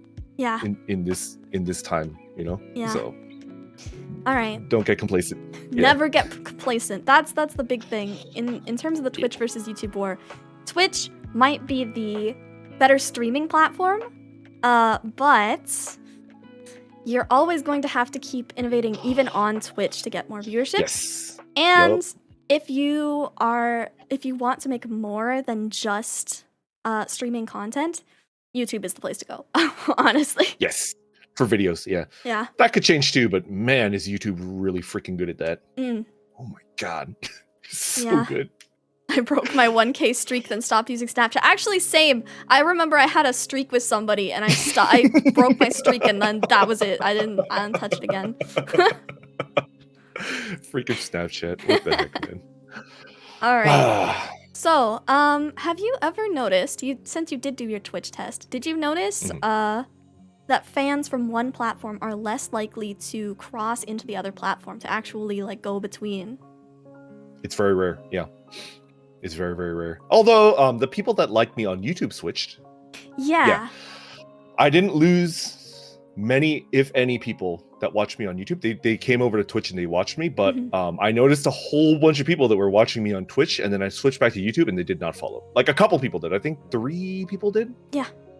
Two or three people did, but the vast majority did not. Yeah. Yeah, I experienced the same thing. I have so many people who come and watch me on Twitch. I mean, we talked about it before in terms of our VTuber friends being there. Yeah. I think a lot of the people that don't cross over onto YouTube and aren't there are the VTubers, because or the content creators in general, because they're always on Twitch anyways. That's where they're streaming. Yes. So if they're online, they're probably gonna see it. They're probably gonna hop in, but they don't go on YouTube really. Yeah, they only go to YouTube when they need to find a how-to video on how to unfrick up their OBS. You know, like that's what they use YouTube for, and that's about it. Yeah, pretty much. Yeah. Loyalty is important. Yeah, you get a lot of people from YouTube crossing over onto the Twitch sphere, and I've noticed that a lot. Yep. But you don't get a lot of people from Twitch that actually follow you back to your channel afterwards. It's so interesting that that's the case, actually. I mean, that's how it is for all Twitch streamers, right? Yeah, I think it's not just YouTube streamers that switch to Twitch. It's like if you're a pure Twitch streamer and you experience rapid growth, it almost certainly came from YouTube. Like 95% of the time. Yeah. It's like a 19 out of 20 times it came from YouTube. Yeah, and that's one of the biggest tips for YouTube streamers is if you actually want to grow on Twitch, you should be doing YouTube stuff because that helps you grow. But I mean, it would also help you grow on YouTube. If you were doing YouTube streams and then you pushed you push the streams along with your other content, then you would get more people from that too. But yeah, in terms of Twitch, if you stream on Twitch and then you say, hey, I'm going to be live on YouTube, you're probably not going to get anyone. Nobody will go. Yeah, very few people. Come. Like we see Jig, right? I found Randon on Twitch and went to YouTube for him. That's a diamond right there. Yeah. That's a diamond. That's worth treasuring because that's one of the true fans. That's like 1 out of 200, I think. I probably got exposed to at least 800 to like 1,000 new people that didn't even know that I existed for my 2 weeks on Twitch, right? Yeah. And maybe like 4 people followed me back. Yeah, and also I bet there's a subsection of the people that were following you on Twitch that were like, he's not gonna go back, he's gonna stay on Twitch. And then you went back and it's 100%. Like, what are they gonna like sit there like, man, I miss Randon. Just go on YouTube. It's like a sports anime when the third years graduate. It's like, God, they're dead now. It's like, no, we're just in college. But we're over here. Hello. It's like, man, I still remember when they were alive. It's like, you can still dead. Call me. You log off of Twitch, you're dead. I've been texting you. Like, why aren't you responding to me? True. Sometimes I can still hear their voice. Yeah. That's too good. I lost tracking because that was too good. God, it's so true though. I think a lot of it is yeah. the community aspect of Twitch, actually. Because Twitch's 100%. community is so much more tight-knit. I feel like they don't want to leave. They don't want to go anywhere. Yes. Yeah. Yeah. I think 60% of the reason why Twitch is the best streaming platform in the world right now is because of the community. It has nothing to do with the company that's running it, because they're doing everything they can to like screw things up. 60% of the reason why Twitch is on top is because of the community. Like you guys are freaking awesome. Yeah. I'm gonna it's a great throw community. my pen down like, and I mean, a community can switch, right? So we're betting on the community. We're not betting on the company that's running the platform, which is like, that's crazy. That's to like somebody with a business oriented mindset. To me, that's like insanity. That's like freaking crazy, you know? So strange.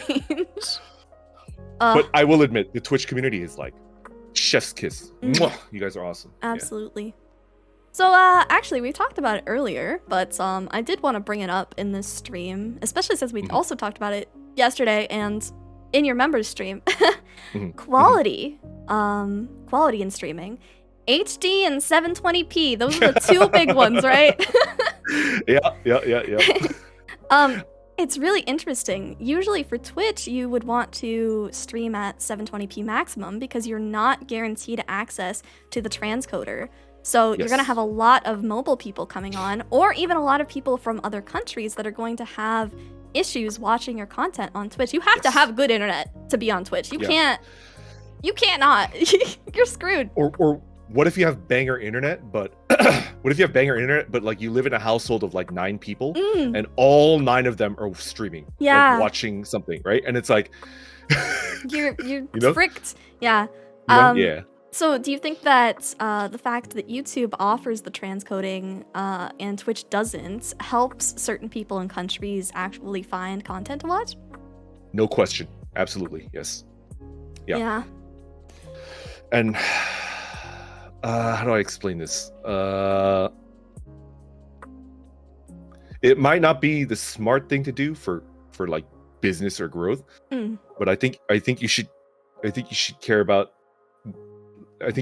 like the least able members of your community. The least common denominator, yeah. Like the people that don't have money, the people that don't have good internet connection. I know it's not smart business wise to care about the least of your flock, but I think that's how I operate. That's how I will always operate. I think you'll have people that'll appreciate that too. I usually try to do. I actually have accessibility based rules on my Discord even. I saw a post at some point where somebody was showing off what it looked like or what it sounded like when you use one of the text-to-speech programs with special characters. It's crazy. It sounds like mathematical sans P, mathematical sans S, mathematical, So I actually have rules in place on my Discord to not allow people to use any special character text, so that if in case somebody needs to use a text reader, they can be there. I want to do the same thing with my streams in terms of color blindness. I want to make my streams more accessible to colorblind people. And I also want to have text that is very visible on screen if anyone needs to read anything. I got to work on it, but I want to. I mean, that's an amazing mindset, and like it just shows your good character, right? Because it's gonna piss off some people that like to, you know, add flair, and I think they're valid. Like they're not wrong for doing that, right? But we're the custodians of our own community, and we get to call the shots. And like I'm sorry if I like piss off the people that want to do like interesting, unique stuff. Like I think I always want to cater to the people that like are least able, you know? I don't know. Yeah. I don't know. It's just weird. Yeah. Though I did just realize, wait, what do people who have red-green color blindness see you as? They see me as an invisible floating shirt. With like a hairpiece, like a toupee. Anyways. Gray orc man. That's why transcoding is important to me, because I've had multiple people tell me that they can only watch me on like 360p, which is like ancient. I can't even remember the last time I watched something on 360p. Probably like a anime music video from 2003 or something, right? Yeah. But if they need to watch me on 360p, like they gotta, and I respect that, and I think they should be able to do that without missing out on a stream, you know? Yeah, that's something I really like about YouTube. Just the transcoding is so good. I'll be honest, right now you're watching this probably in 1080. I doubt the transcoding is turned on for Twitch right now. So if you are having visual problems, I'm so sorry about it. Or like loading problems. Yeah, of course it's not on. Yeah, it's 1080 only. Yeah. So, but I'm sorry about that, because it makes me feel bad when that's the case, because I can't cater to the people who need that lower quality on Twitch as easily. I want, that would be a that would be a feather in Twitch's cap if they gave transcoding to everybody, like affiliate level, right? I can't believe even partners don't have it guaranteed. Yeah, like if it's like super crowded, right? If it's like prime time, if it's like Friday night at like 5 p.m. Eastern, even the smaller partners don't get it. Yeah, it's so. But in general, like if it's not like a prime time, then I think almost every partner I've seen gets it. Yeah, I think as long as it's not prime time, most partners will have it. But if it's one of those really crowded nights or something, if some big stuff is going on, man. Yup. Forget you. We were talking about YouTube versus Twitch, huh? So much to talk about, and so much. Yep. In fact, it's a lot. What about monetization? What do you think about Twitch's monetization policies versus YouTube's? Do you think that it's important for a new streamer to actually take those into account, picking where they want to be? Unless you have like a very weird guilt complex. I think Twitch is just better for monetization. I honestly think so.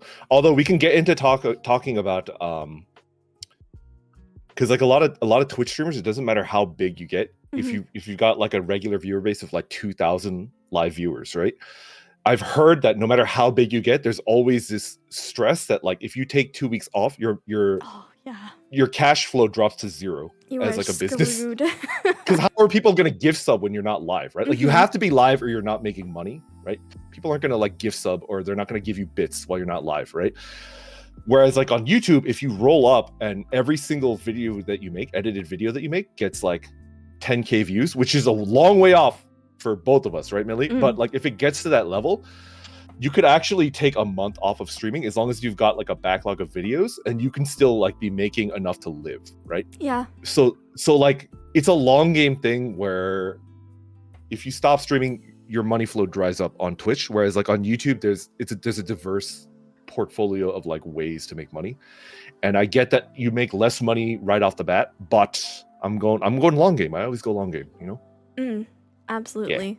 What do you think about the monetization split between YouTube and Twitch partners, though?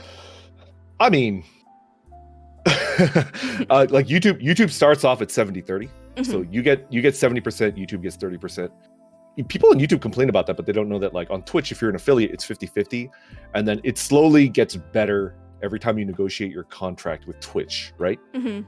But I've heard it's very difficult to get 70-30 on Twitch. Like I've Yeah. heard, we were discussing this, right, Millie? Like I heard even Ludwig. Do you guys know Ludwig? That guy's an amazing streamer. Like he's huge. He's crazy. very- he's live he's all the very- time. He makes YouTube content. He's good. He's so witty and talented. Like he's just like, he's 1 in a million, right? Like he's got that charisma to make it. And even Ludwig doesn't have 70-30 yet, which to me is like, why do we have 70-30, Millie? Like, why do we have it and freaking Ludwig does it? To me, it doesn't make any sense. Yeah, He's it's crazy. Yeah, it's weird. Did not know that. Yeah. Now, that's not necessarily the case in terms of non streamers on YouTube. I think subs and stuff like that are different than normal like ad content and stuff. The split is a little bit different. Yes. It's like 60-40, right? Like ad revenue. I think so. Something like 60-40. Like yeah. Yeah, so it's a little bit lower, but in terms of like memberships or like straight donations and stuff like that, it's 70-30. And it's crazy that we get that, and then like we have like a couple thousand people maybe at most, and then Ludwig's like struggling. He had to do that stream where like it was uncapped and he was streaming for like 4 days or something like that. That was like 4? Was it longer than 4? Oh. How long was it? I don't even remember. Randon, it was a month and a half. He streamed for a month and a half straight. Poor bastard. 31 days. Yeah, I think he took a couple of days break in there at one point because he had to spend time with his girlfriend because he did not expect it to last so long. Guys, my girlfriend's gonna leave me. I got literally dinner. That's literally what happened. And I think that he was still live during that time, just his moderators, and he had some friends that went on and like were doing things. That's amazing. They watched him while he was sleeping. He works so freaking hard and he deserves everything, and I don't know why freaking Twitch is not giving him 70-30. Right. It's a crime. He works incredibly hard. He still puts out a video a day on YouTube, and he was doing that the entire time during his subathon. Yeah. Oh. We could talk about like the difficulty, right? Because Twitch partner and YouTube partner is seen as being like more or less on the same level, about the same level, right? The complaint with YouTube is that there's no YouTube affiliate level. So you're making literally $0 until you become a partner when you reach partner status, which is a very difficult thing to do. But becoming partner on Twitch is incredibly difficult. It's way more difficult becoming a YouTube partner. Yeah. YouTube actually makes it very accessible. You just have to be like committed to, you just have to be committed. Like YouTube will force you to, like, I'll give you like the numbers, right? If you stream 10 hours a week on YouTube, and you have an average live viewer count of 10, if you have 10 average live viewers, you will hit 4,000 watch hours just streaming in 10 months. So you will be able to clear that, right? Yeah. And then which is one of the two big, and the other one's 1,000 subscribers, which is admittedly difficult, but like I think most people that start streaming, and even if you're just streaming games, after 10 months you'll probably be pretty close to 1K, I think. Yeah, as long as you're always trying to create good like content for people and always trying to improve, I think you're gonna hit that probably pretty quick. Yeah. Opposed to like Twitch. Like if you want to become a Twitch partner, I see a partner. Oh, it's Casella? Yeah. Casella's a partner. Yeah. It's freaking impossible to become a Twitch partner. It's so freaking hard. Even if you hit 75 average live viewers, they can still like jerk you around and say, no, we're not going to give you a partner because you just don't feel like it. Nah. Like, not only do they set the bar, in my opinion, like, I think it's absurdly high, right? 75 average of 75 live viewers over a moving 30-day period is absurd. I don't think that's fair. Yeah. Not only that, when you hit it, they can still say no.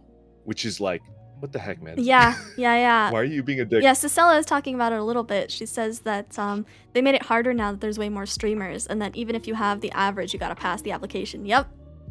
It's really difficult, and Yeah, I don't think it's fair, crazy. but Actually, have you guys ever heard? There's a site called Twitch Tracker, and you can check out your stats and stuff on there. One of the things that I have noticed is that if you have just like over 10 viewers, you're like already in the top 3% of Twitch streamers. If your average is 10, you're already in the top 3%, and they're not partnering you or anything until way later. that sucks, man. That's like, I don't know. I should abstain from criticizing Twitch because I'm not a Twitch streamer, right? It's not my house, right? I just think it's much easier to become a YouTube partner than a Twitch partner, and the perks of being a YouTube partner are freaking awesome. They're like really good. You get the community tab, you get some you get that 70-30 split. You get to choose the tiers of your subs. You get to choose the price of your subs. You get to choose the tiers and the price of your memberships. Like that's like, I have a 99-cent membership tier, which I love. Yeah, I freaking love that. I think because, mine is $2.99. I think. Yeah, you have one tier and it's $2.99, which I think is like really cool. It's very easy, very like clean. Right? Yeah. I want it to be about the same price as a coffee membership, or like a straight coffee for me. Like one coffee a month. Can't you sacrifice one coffee a month? Yeah. For this adorable alpaca streamer? And you get all the perks and everything. And if you want to pay me more than that, you could go on coffee. I was thinking about that too, because you have like the waffle tier. I could do that and make it like an even $5. Yeah. I think that's the way that I enjoy it being done too. I don't like the tiers of memberships on Twitch, and I don't like that they're so expensive. $5 a month is a lot. Yeah, it's a lot. Yeah. Especially for people that live in certain parts of the world where like their average like take home per year is significantly less than somebody that lives in like the US or Canada or Western Europe, right? And it's like asking them to give you $5 a month is like, they can't do it. Like it's taking food out of their mouth, and it's like, no, don't do that. Yeah. So, and I feel like 99 cents is a little bit more okay in my brain, you know? Yeah. I think for me, I feel okay enough doing $2.99 because I only have the one tier, and I make all my emotes and stuff myself and stuff like that. You know, I think that's what's okay for me. 99 cents also really good. I know my another friend of mine, Genta Cookie Cat, her memberships are also 99 cents, and I was like, whoa. Yeah. Wow. All you really get is emote I think slots. $2.99 is fine.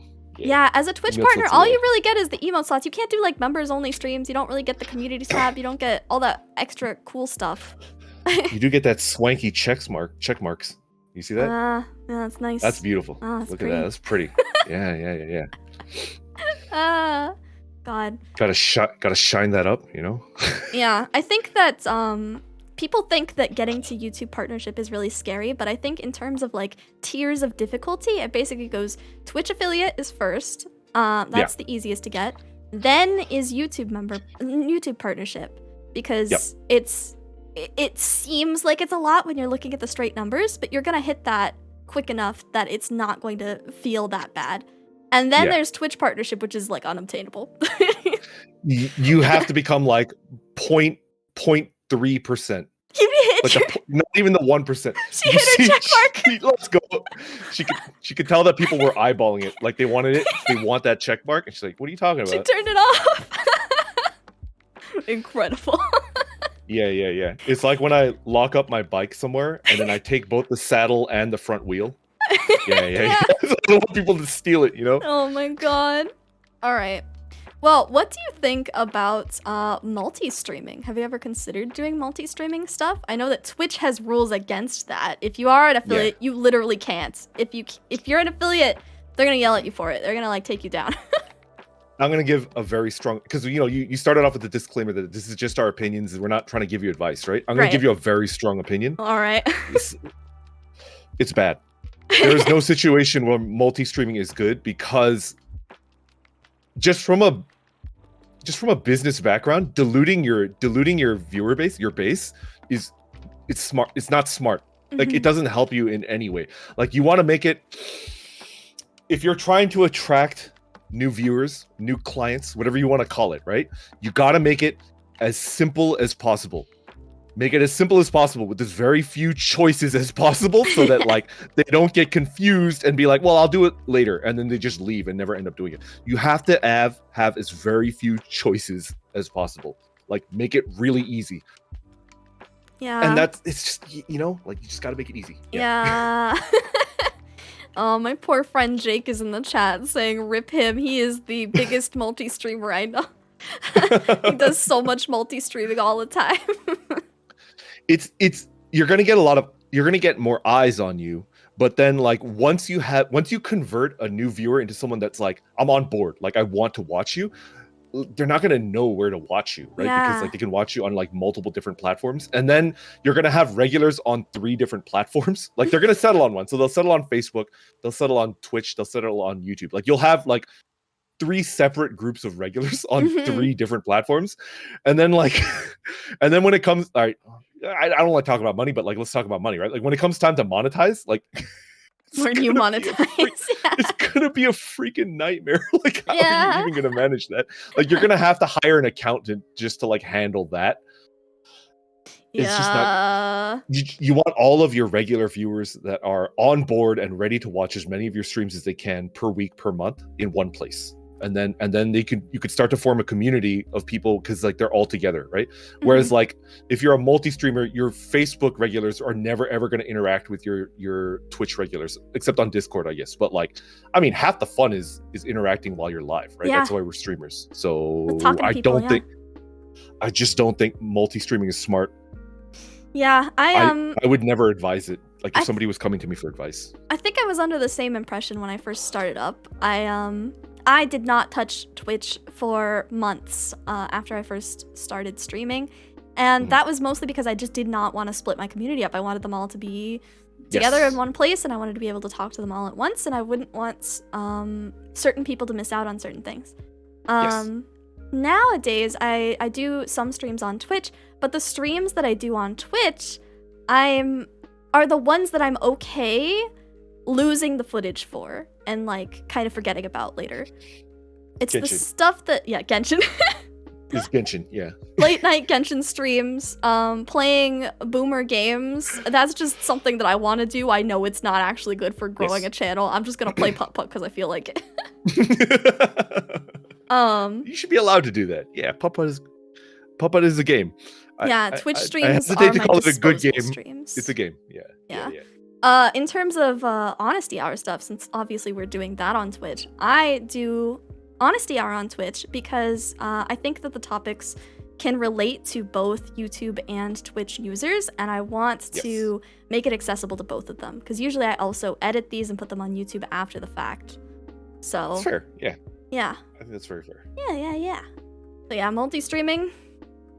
I don't think I'm ever gonna do both at the same time. That's not gonna happen. Yeah, it's fine to like switch from one to the other, but if you're ever doing like a simultaneous stream on multiple platforms, oh man.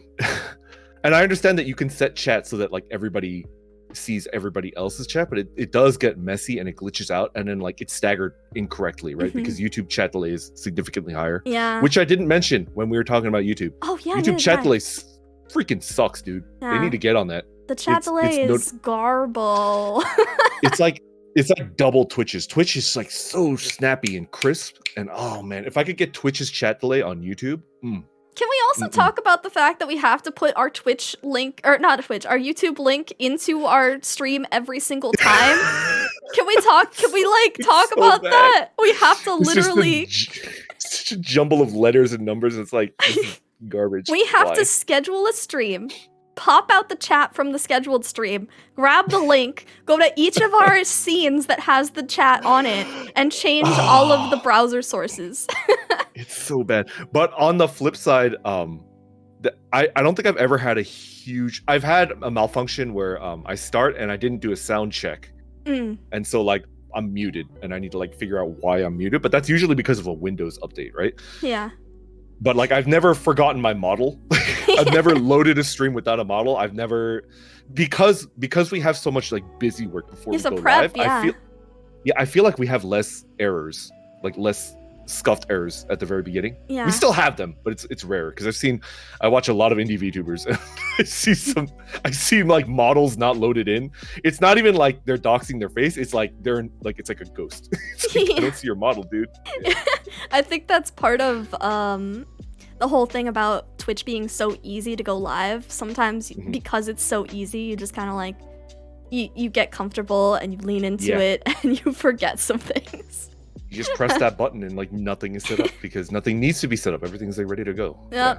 No, before I start a YouTube stream, I have already gone through every single one of my streams to make sure my model is positioned correctly. I've already like tested the chat out in multiple places. I'm so much prep.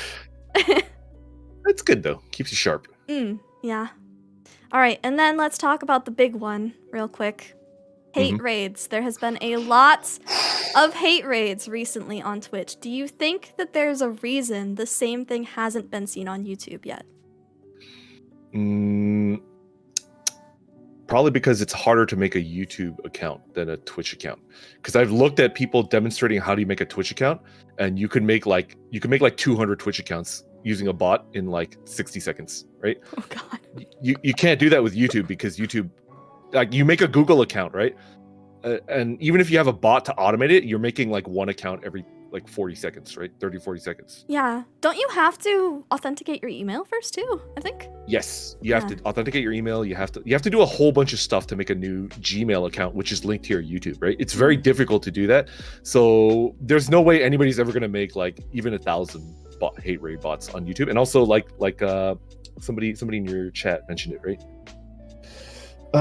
Right here, 77192 channel. YouTube is a lot better at detecting bots. YouTube has decades of experience at detecting bots. They're so good at detecting bots that sometimes they'll falsely identify me as a bot and remove my subscription from the channel. And it's like, I'm not a bot.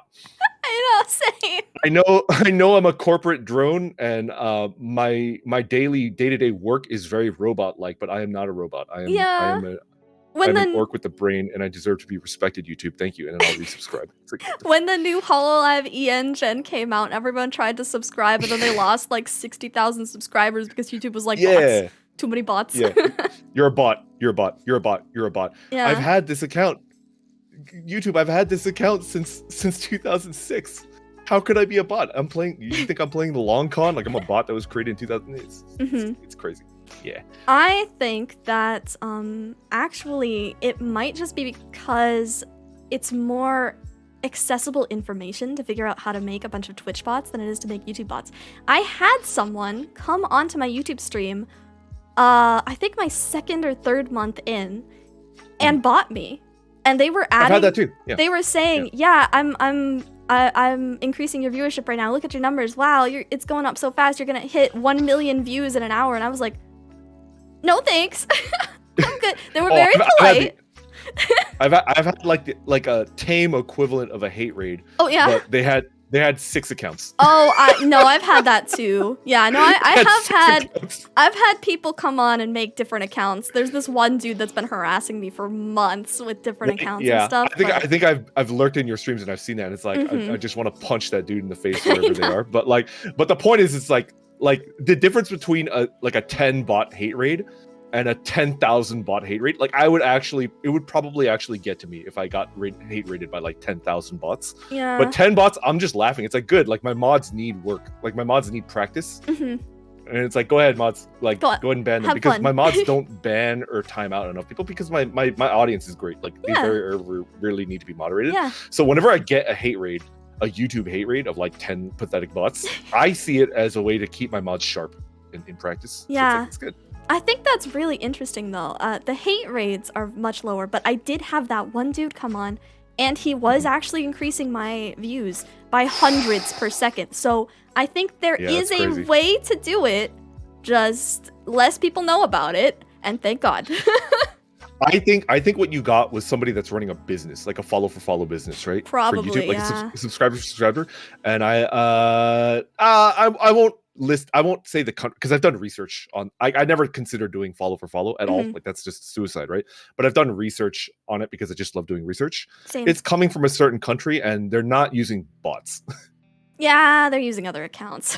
They're using like it's like a call center. They're using like human bodies Mhm. in like a PC cafe. Like there's like 100 computers lined up in like a sweatshop, Yeah. and they're just making accounts. So that's different from a bot like farm because they're actually using people to create bogus accounts, and then those will get purged too by YouTube. Yeah, Those also get removed, but it takes a little while longer because there's actual like human beings Mhm. in a sweatshop in an unnamed part of the world that are doing that. So yeah, like if you pay them, you'll get a boost, but it's gonna disappear in like 2 months. Yeah, actually, the botter in question, I was like, he was actually very polite. He was like, "Yeah, I'm gonna boost you up to 1 million views in this time." I was like, "Please don't." First of all, but thank you, thank you for the thought, I guess.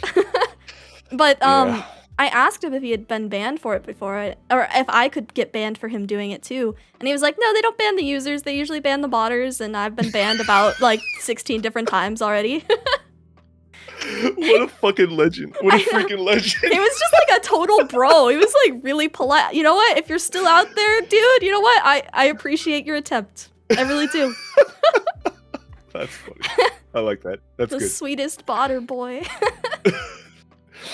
That's actually really funny. But all right, so I think that I've finally gone through my entire list of things. So, does the chat finally have any questions that you would like to ask us about all this Q&A. stuff? I love this is like just chatting, the meat. This is what I love. I love this part. Yeah. I hope there's questions left. I hope we were pretty thorough though, Millie. We were pretty thorough. This was a long one actually. Usually by this point I'm done. I feel like we're so thorough. I'm not sure if your chat can belt out any questions because I think we like answered everything, but we'll see. We'll see. I don't know. We'll see. How you guys feeling? How's everybody feeling? Also, I know somebody asked, what's in your bento? That's something.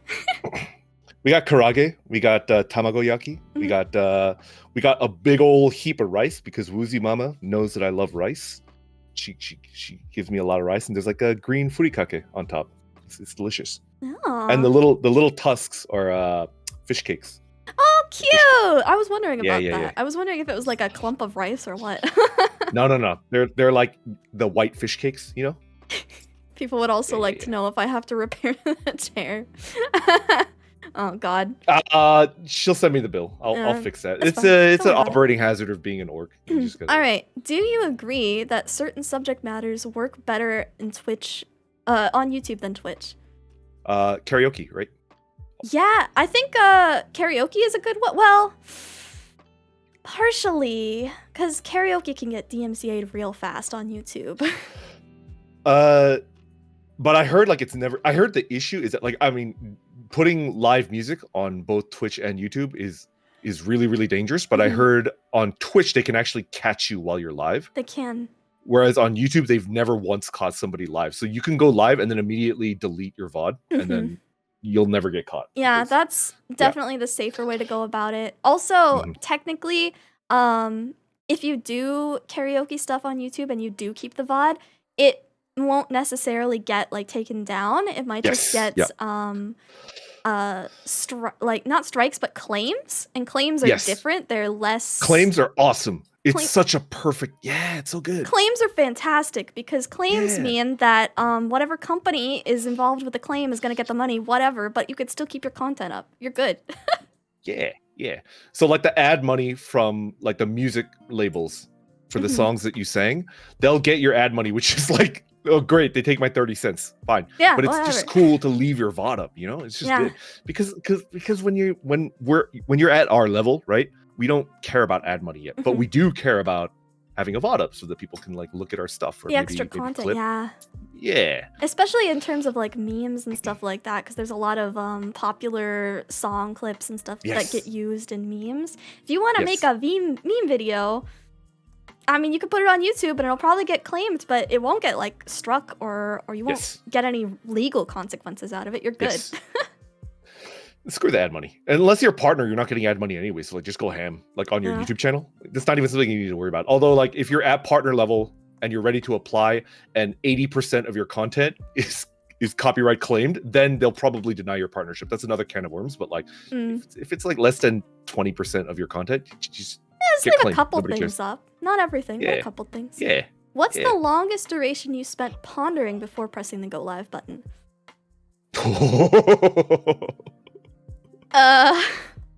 Like 2 hours, 3 hours.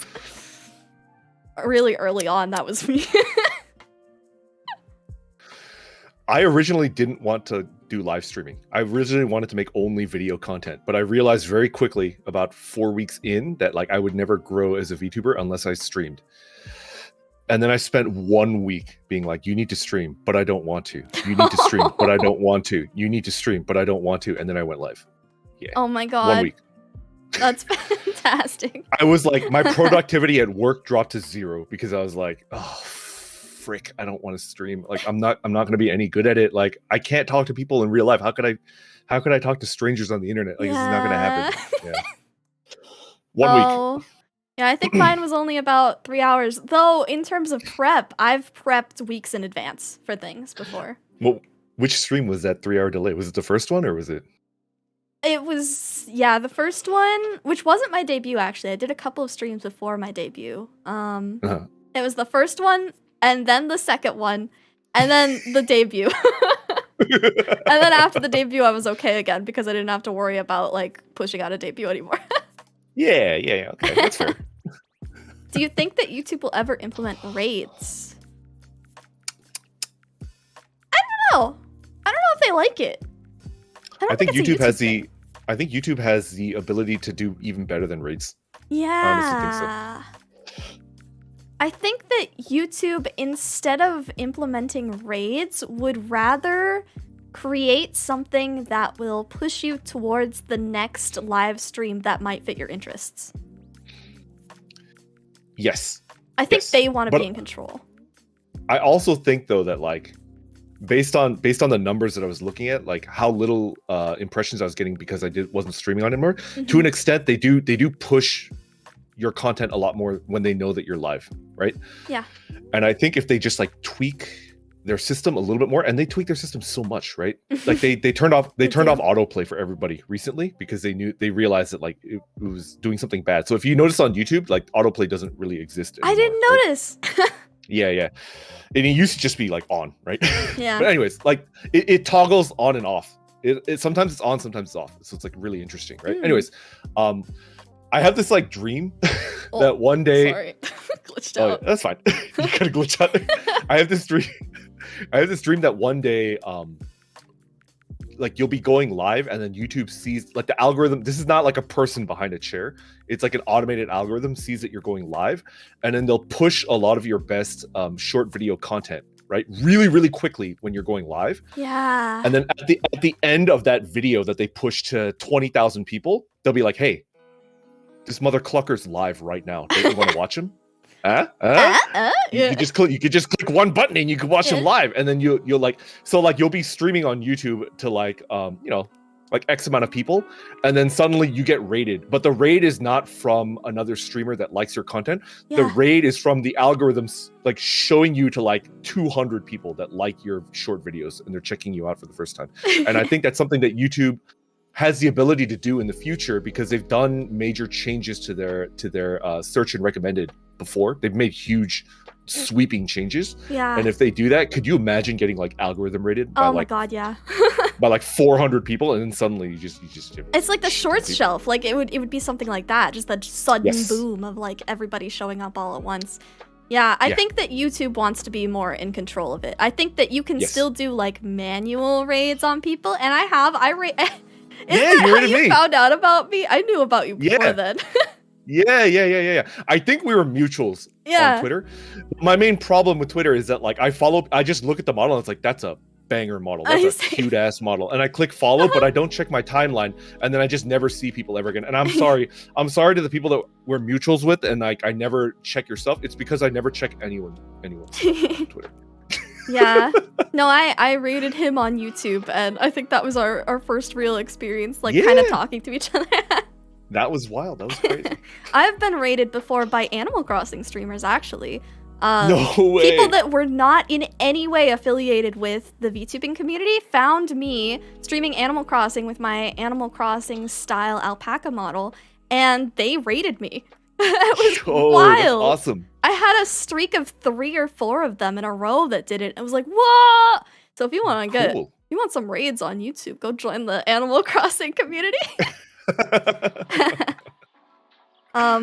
Mompaka asks, what what talk show are the two of you gonna start together? Because damn, you guys play off each other really well. You need to do a regular thing. That would be cool. I would be game. I would be game. I would be. I think the main problem with me is it's just a social anxiety. That's the reason why I don't collab more than I usually do.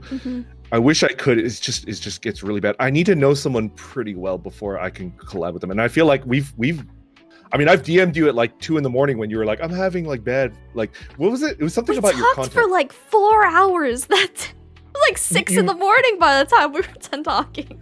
I have your notifications on after you you manually rated me, and then I saw a notification where you were having like a 2 a.m. like crisis about your content, the direction of your content, right? Yeah. So it was something about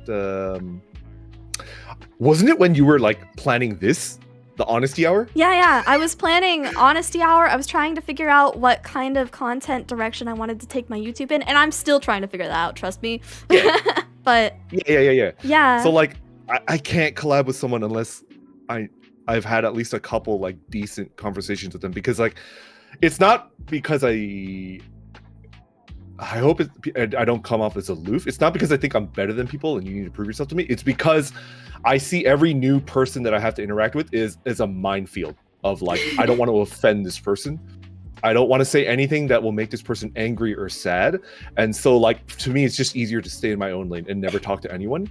And I had time to talk with you, and I know what you're cool with, what you're not cool with. So like, I can't do collabs unless I've navigated that minefield. Yeah, and just as an aside, I know a couple of people have asked me before if there was a way to get on this talk show. That is kind of a problem there, is that most of the people that I have booked currently for the talk show are people that I have either watched for a long period or I already kind of know them in a way in the community. And I'm structuring these talk shows around things that I know the other person has experienced before, dealt with before, and has information to give. So it's hard if you're someone that I don't really know that well. Yeah, very true. Yeah. You guys mentioned that clippers shouldn't monetize. What's your opinion on animators or content creators that use your content for other purposes? I never said clippers shouldn't monetize. I'm just saying that it gets way more complicated, right? Whereas if they're not monetized, it's extremely simple. I think clippers should just do whatever the heck they want if it's not monetized, right? But if it is, that's when I think you should ask permission. I don't think I'm on the fence. I'm on the side where it's like you don't even need to ask for permission. Yeah. In my opinion. If they contact you and say, hey, please take it down, then you got to take it down, right? But I don't think you need to ask permission, right? Unless you're monetized, and then you need to ask for permission. And I think that's fair. And I think, and I would give permission. I would. I think that's the biggest thing in terms of all content creation really, is that if you are monetizing it and you're basing it off of somebody else's content, maybe you should at least like give them the option of saying no if they don't want it. Yeah. But otherwise, I mean, if you're not monetizing it anyways, I think that's when you have more leeway, and maybe they might not like it, maybe they might ask you to take it down anyways, but it's less likely. Yeah.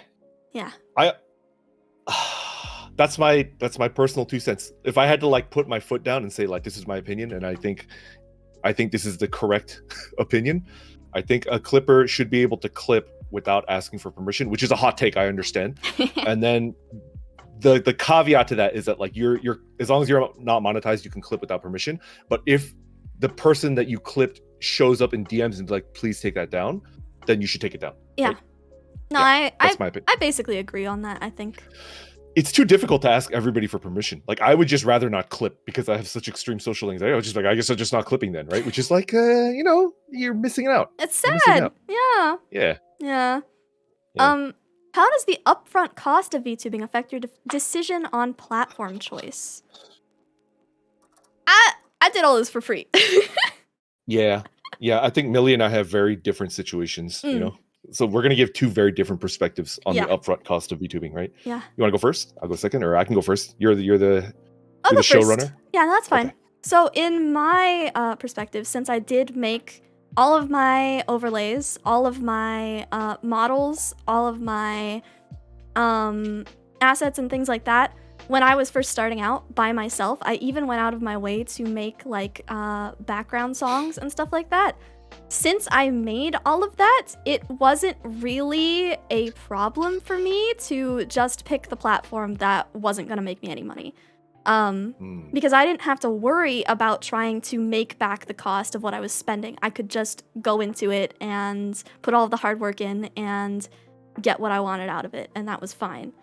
I get that some people don't have that luxury, and I am very, I don't want to say privileged because I work hard for it, but I have an upper edge on some people who can't do all of that stuff, and it really might play into their decision to go onto Twitch instead because it is better monetization. They can make back all that money.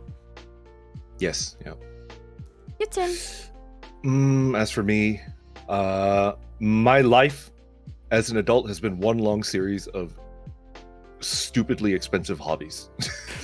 So I kind of budget like my stupid hobbies that I admit that I'm sinking money into, and I'm spending way too much money on equipment that I'm not at the skill level to take advantage of yet. So it's like fishing and then bicycling, and I'm so freaking slow as a bicyclist. Like I'm just always at the back of the pack. I shouldn't be spending this much money on bicycles. So I have like a monthly hobby fund, right? And VTubing fits really neatly into that hobby fund. And it's interesting because it's the first hobby that I've chosen in my entire life where like I've actually gotten some money back now that I've monetized. I've never once gotten money back from a hobby before. So for me, I'm just kind of like, cool. For me, what I have to budget is time, right? And I've said this on my own streams multiple times. I do not put more than 15 hours a week into my VTuber like stuff, everything. That's why I never use Twitter, because like you can spend hours and hours on Twitter, and to me that counts as VTuber time, and I've got 15 hours a week on VTuber time, and I will not go 1 minute over that because it's a slippery slope, and then soon I'm cutting out sleep, and then I'm gonna get fired, and then I'll live in a box, right? So I spend my monthly hobby allowance. My tires on my bike are like freaking bald right now because I haven't spent money on my bicycle in like 8 months. Because you've been spending on that VTuber. Let's go. Yeah, I could just funnel that money into artists and stuff like that. So that's just how I do it. And it's like, it sucks because I hear VTubers that are, VTubers that don't have like full-time work. They don't have like they don't have hobby money, which is incredibly privileged, right? So I understand that like I'm in a privileged position, and a lot of my growth is because it's not because I'm working hard or because I'm talented. It's because I'm privileged, and I've got like money to throw at an editor. I have money to throw at, in my opinion, the finest illustrators and the finest live 2D riggers, right? The money advantage is incredibly huge, and it's unfair, and it sucks, and I own up to it. Yeah. It's not because of my hard work. It's just because I've like money to throw at this. So having money definitely helps. Sorry. I'm sorry. If it's any consolation, I'm not getting a big head. I don't think I'm doing well because But listen though, it's not just because of your money, because you're also a phenomenal talker and you're very fun to hang out with, and shut up. But it's like mostly money, right? It's like 70%. It's like not mostly. If anything, it's like a good 30-40%, if that. It's mostly you, man. I don't know. My chat has bullied me into never insulting myself, but I don't think I'll ever be able to compliment myself. Like that's as far as I'll go. I'll never insult myself, because if I insult myself, then I'm insulting the people that actually like me. And I agree that that's like screwed up, so I'll never do that again live if I can help it. But I don't think I'll ever compliment myself ever. So I don't think I can do that. This boy, he's great. Watch him, please. His link just got posted. Go click over. Go. I know we're a little bit far behind, but do you think that you could hold your ground as a content creator without your model? That's an interesting. No? No. You think that being an orc man makes it? Absolutely. I think I've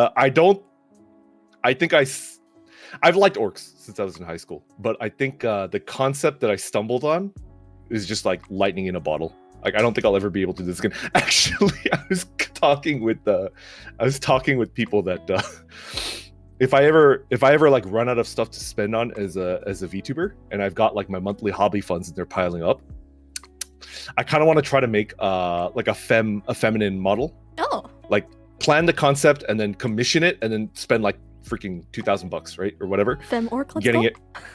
Not an orc.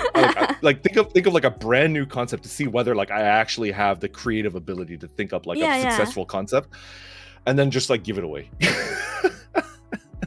That could be fun. As like a promotion, you know, something like that. That would honestly be really interesting.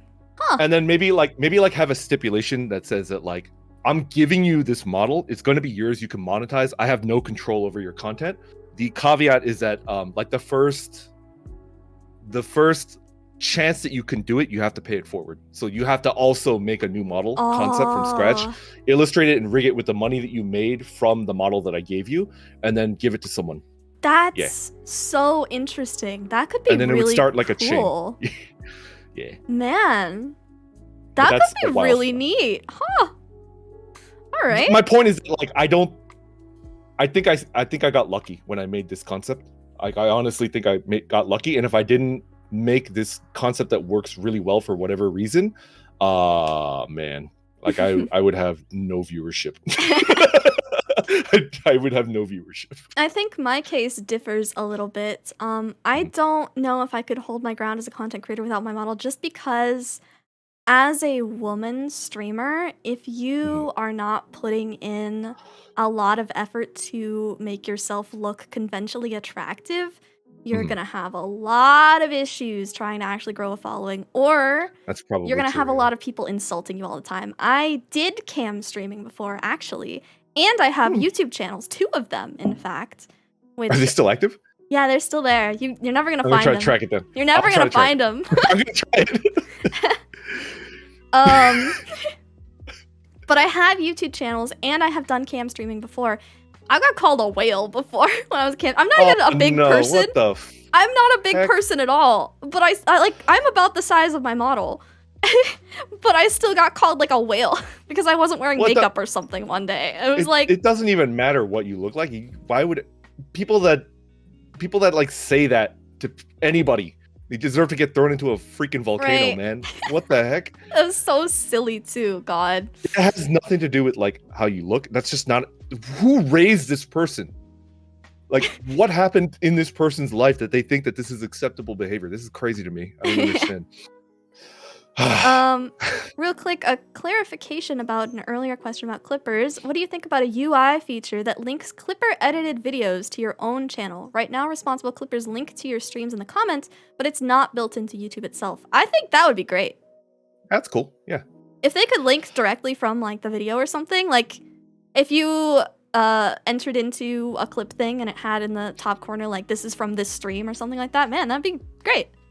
Absolutely. Yeah. Yeah. That'd be great. Yeah, I think we both really agree with clippers in general, though. Yeah, they should be allowed to do what they do, you know? Yeah. Let's see. Do either of you do any voice practice? Would you say you talk differently while you're streaming, or are you just speaking normally? I don't do voice practice.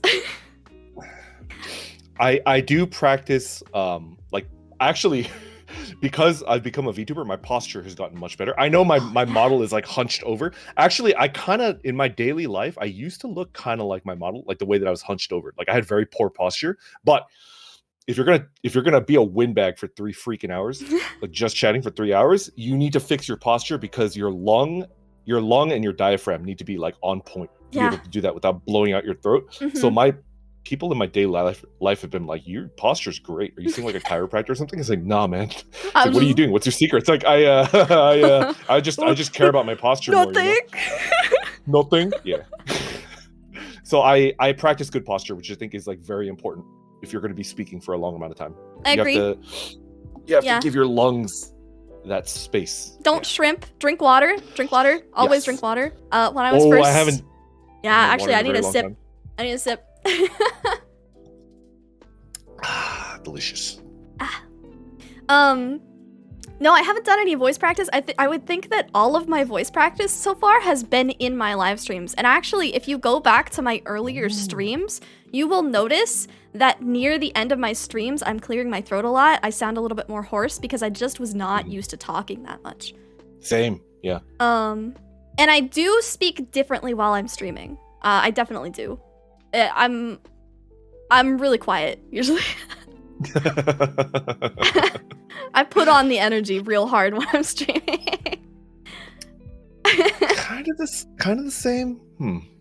Yeah, which might also be a good reason why I am not as good with DM communication and like talking to people after streams. I hardcore drop my energy into the stream itself, and then afterwards it's like I'm not the same person anymore. I'm tired. Yeah. I pretty much lay face down in like a bowl of Cheetos after stream. And I can't move my arms. I'm just like eating with my mouth, right? Yeah. It's just like, okay. Now, do I want voice practice? Kinda. Yeah, I feel like that could only be a good thing, right? Right? Yeah. I think that could be fun. One day. In terms of YouTube, you guys were talking about the solid Twitch community. Do you feel like YouTube has a similar sense of community? No. Not at all. Every YouTuber is a freaking island, man. Yeah. Not only are they an island, the people that come into your chat, they're all different. Yes. I think if anything, like the our friendship as YouTube streamers is abnormal. Very. Like it's very rare. Yeah. It's extremely rare. Yeah. It's not normal at all. Yeah, you usually don't intermix communities at all unless you're like, I don't know, in the drama community or something on YouTube. Yeah. There's probably areas of YouTube where like there's a very strong community, but I think the VTuber community on YouTube is very much your own island, which is it's comfortable but also lonely, maybe 10% of the time. Yeah. Right? I feel like a lot of the community sense from Twitch, by the way, comes from the fact that Twitch really did stem from gamers. So it's a bunch of gamers coming together to do stuff, whatever it is. So there's always a common component, whereas on YouTube there isn't at all. Yeah. Yep. Okay. There's positives and negatives to it. It is what it is. Do you agree that the more obscure your niche, you benefit more from YouTube than Twitch? No. No, absolutely not. I think that if you have a really obscure niche, you're actually going to benefit better from Twitch because YouTube discoverability depends on doing more popular trends. Yes. Yep.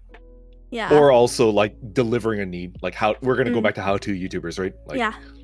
If you can't do how-to YouTubers, you need to find a way to make searchable content that is not how-to. And thus far, of like 7 months of grinding, I've only made one video that counts, and it still made me feel a little dirty. It was that male VTuber video.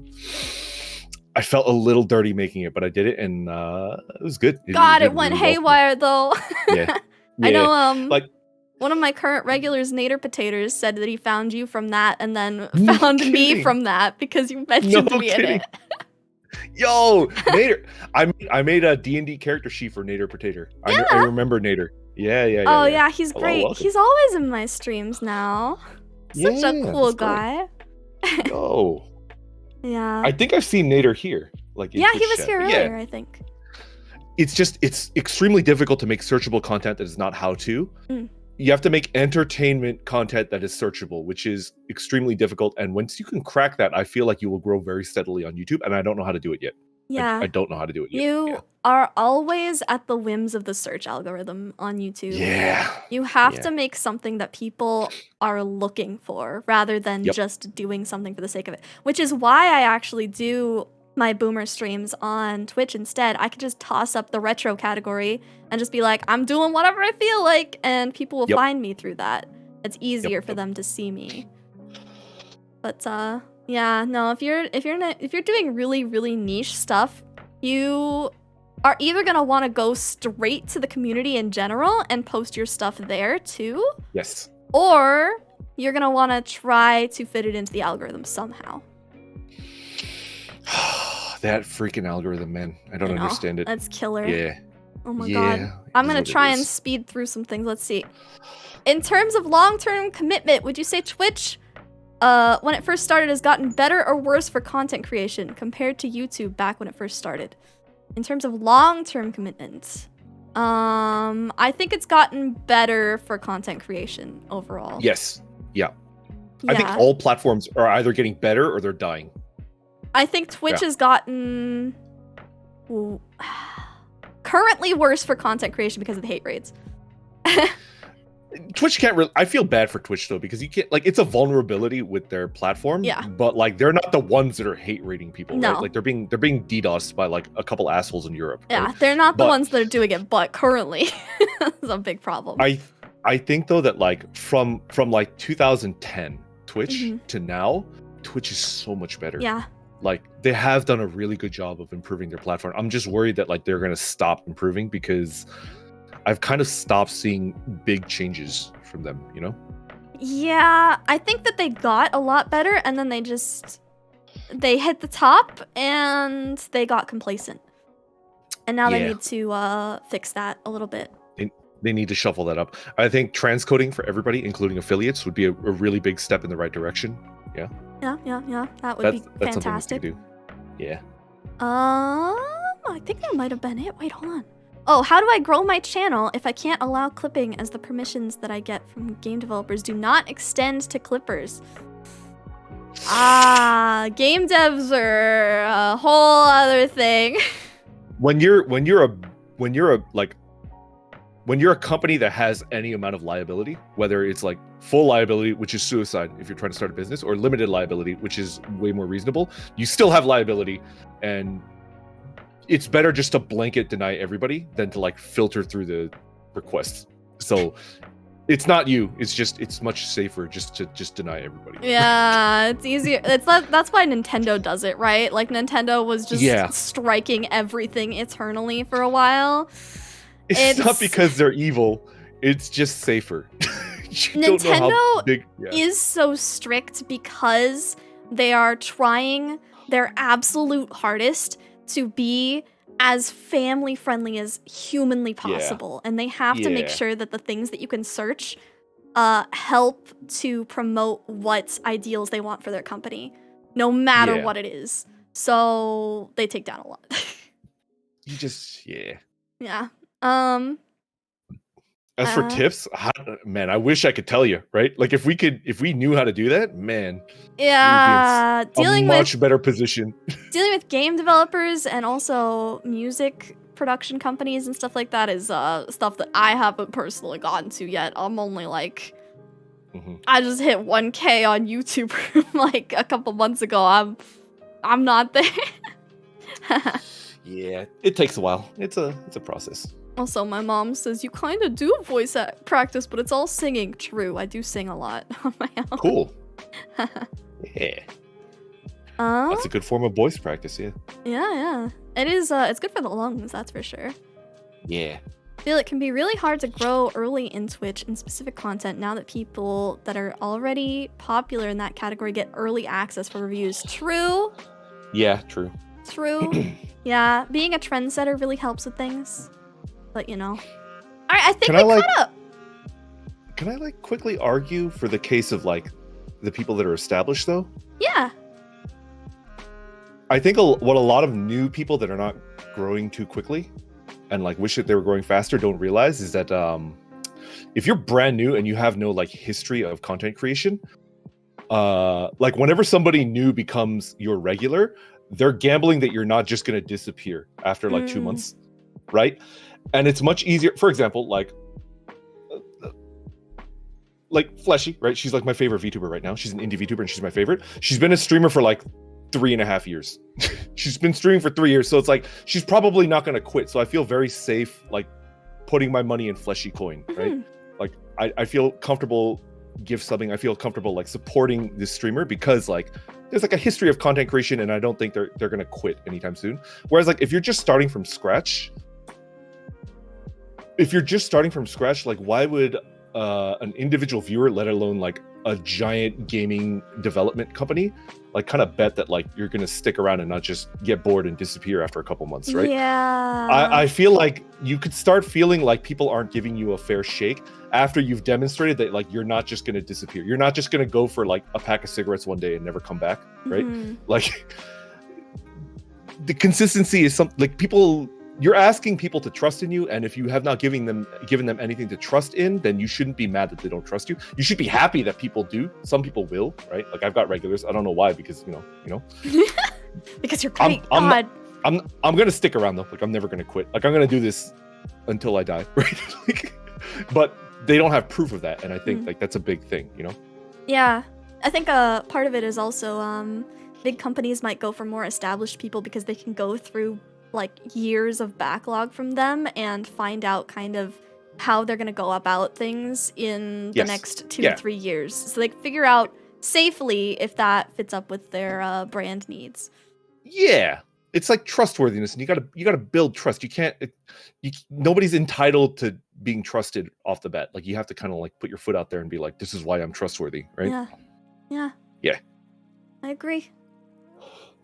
Very true. Making a single YouTube video or just a couple videos that hit high views doesn't lock in enough stake. Yeah.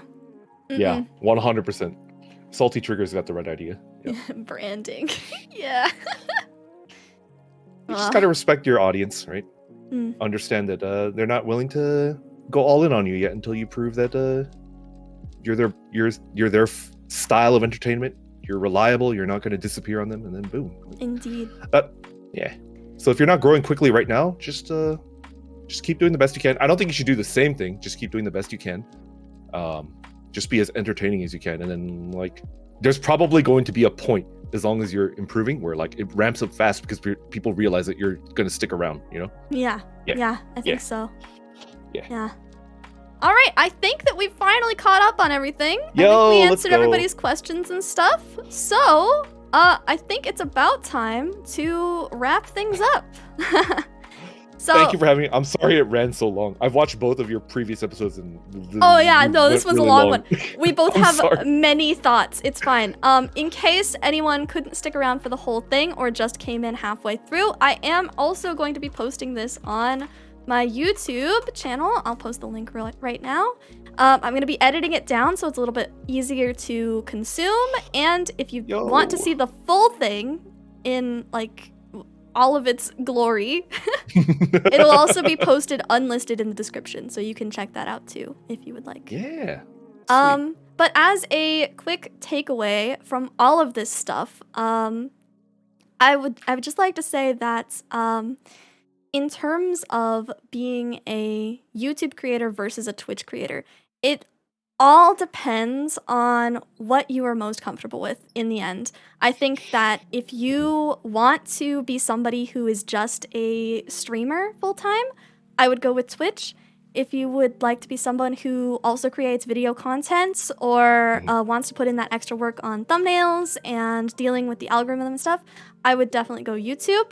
Either way, I would definitely also push your content to as many other platforms as you possibly can. Yes. No matter what. Do you have any final thoughts? I mean, you nailed it, right? Like, that's so... Because I tend to ramble.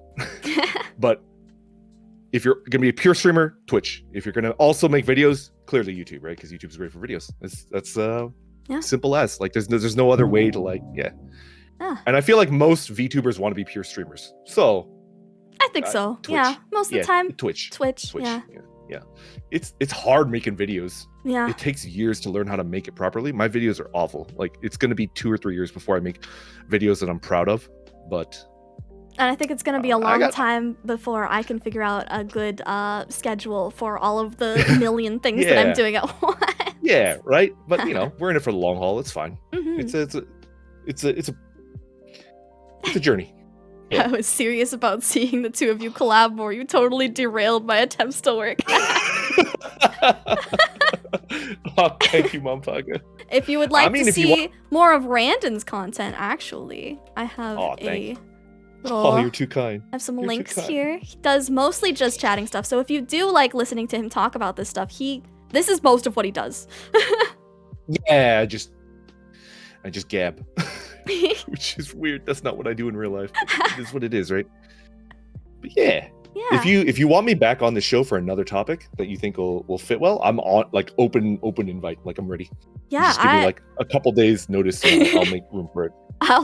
I'll definitely see if I can figure anything out. I have Yeah. my next talk I don't have scheduled yet. I'm actually going to be taking a week's break from doing the honesty hours because I think that my next vaccine is coming up this next weekend. So I want to Congrats. have the days off to give myself rest and make sure I'm not at my worst.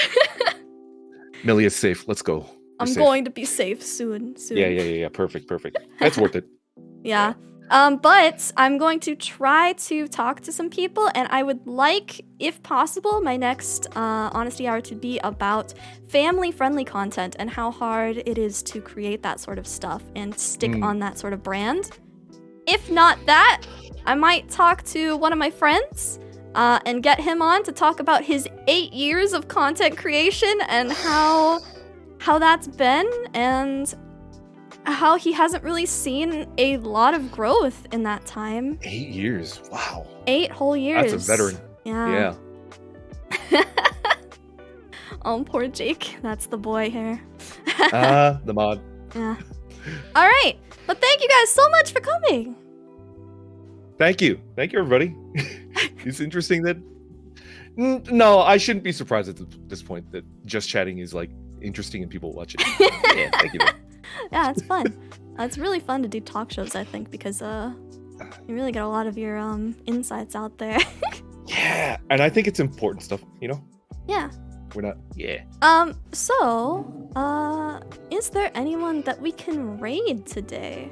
That's a question. Do you watch a lot of VTubers? Just curiosity, because I'm like addicted to indie VTubers. I'm always curious to know if other VTubers are also like me, and you just. I try to when I can, but with the amount you just don't have of time because things. you gotta work. Yeah, I understand. Like you gotta work on models and stuff like that. Yeah. With the amount of stuff that I'm doing on the side, especially editing. When I'm editing, I literally can't watch anything else. I can only watch myself. Yeah, editing. Oh my god, editing is tough. You gotta have all the sound stuff. People need to pay their editors more. It's like incredibly difficult work, and a lot of people just straight up can't do editing. Like their minds strongly reject editing, which is me. So it's like you gotta pay your editors. You just gotta, yeah. Oh god. Who you gonna raid? Actually, I loved it raiding. looks like what's up? I loved raiding, but it was difficult being raided because I had to express thankfulness, and it was just overwhelming. It's like, oh my god, thank you. True. Yeah, right. Actually, it looks like one of my group members is on right now doing some Yo, art. Prism. Yeah, let me see how long she's been going. 2 hours. She's probably still gonna be going for a little while. You gotta help your group out. Yeah. Yeah, so she's doing some artwork right now. It should still be just as much of a chill vibe as what we've got going on right now. So if you would like to, you can head on over to there and let me set up the raid real quick. I don't have a. I should get an honesty hour collab raid sort of thing set up. Ooh, that would be nice. I don't have one right now though. That's fine. So we're gonna raid Tofu. She's a cute isekai mouse girl VTuber, and she does a lot of artwork sort of streams. Actually, most of my group are art streamers, funny enough. Heck yeah. Yeah. But yeah, thank you everybody for coming and checking us out today. Yeah, thank you. Thank you for listening to us gab for almost 3 hours. Yeah. Let me post Randon's links again really quickly. And oh no, not that. Cool. Thank you.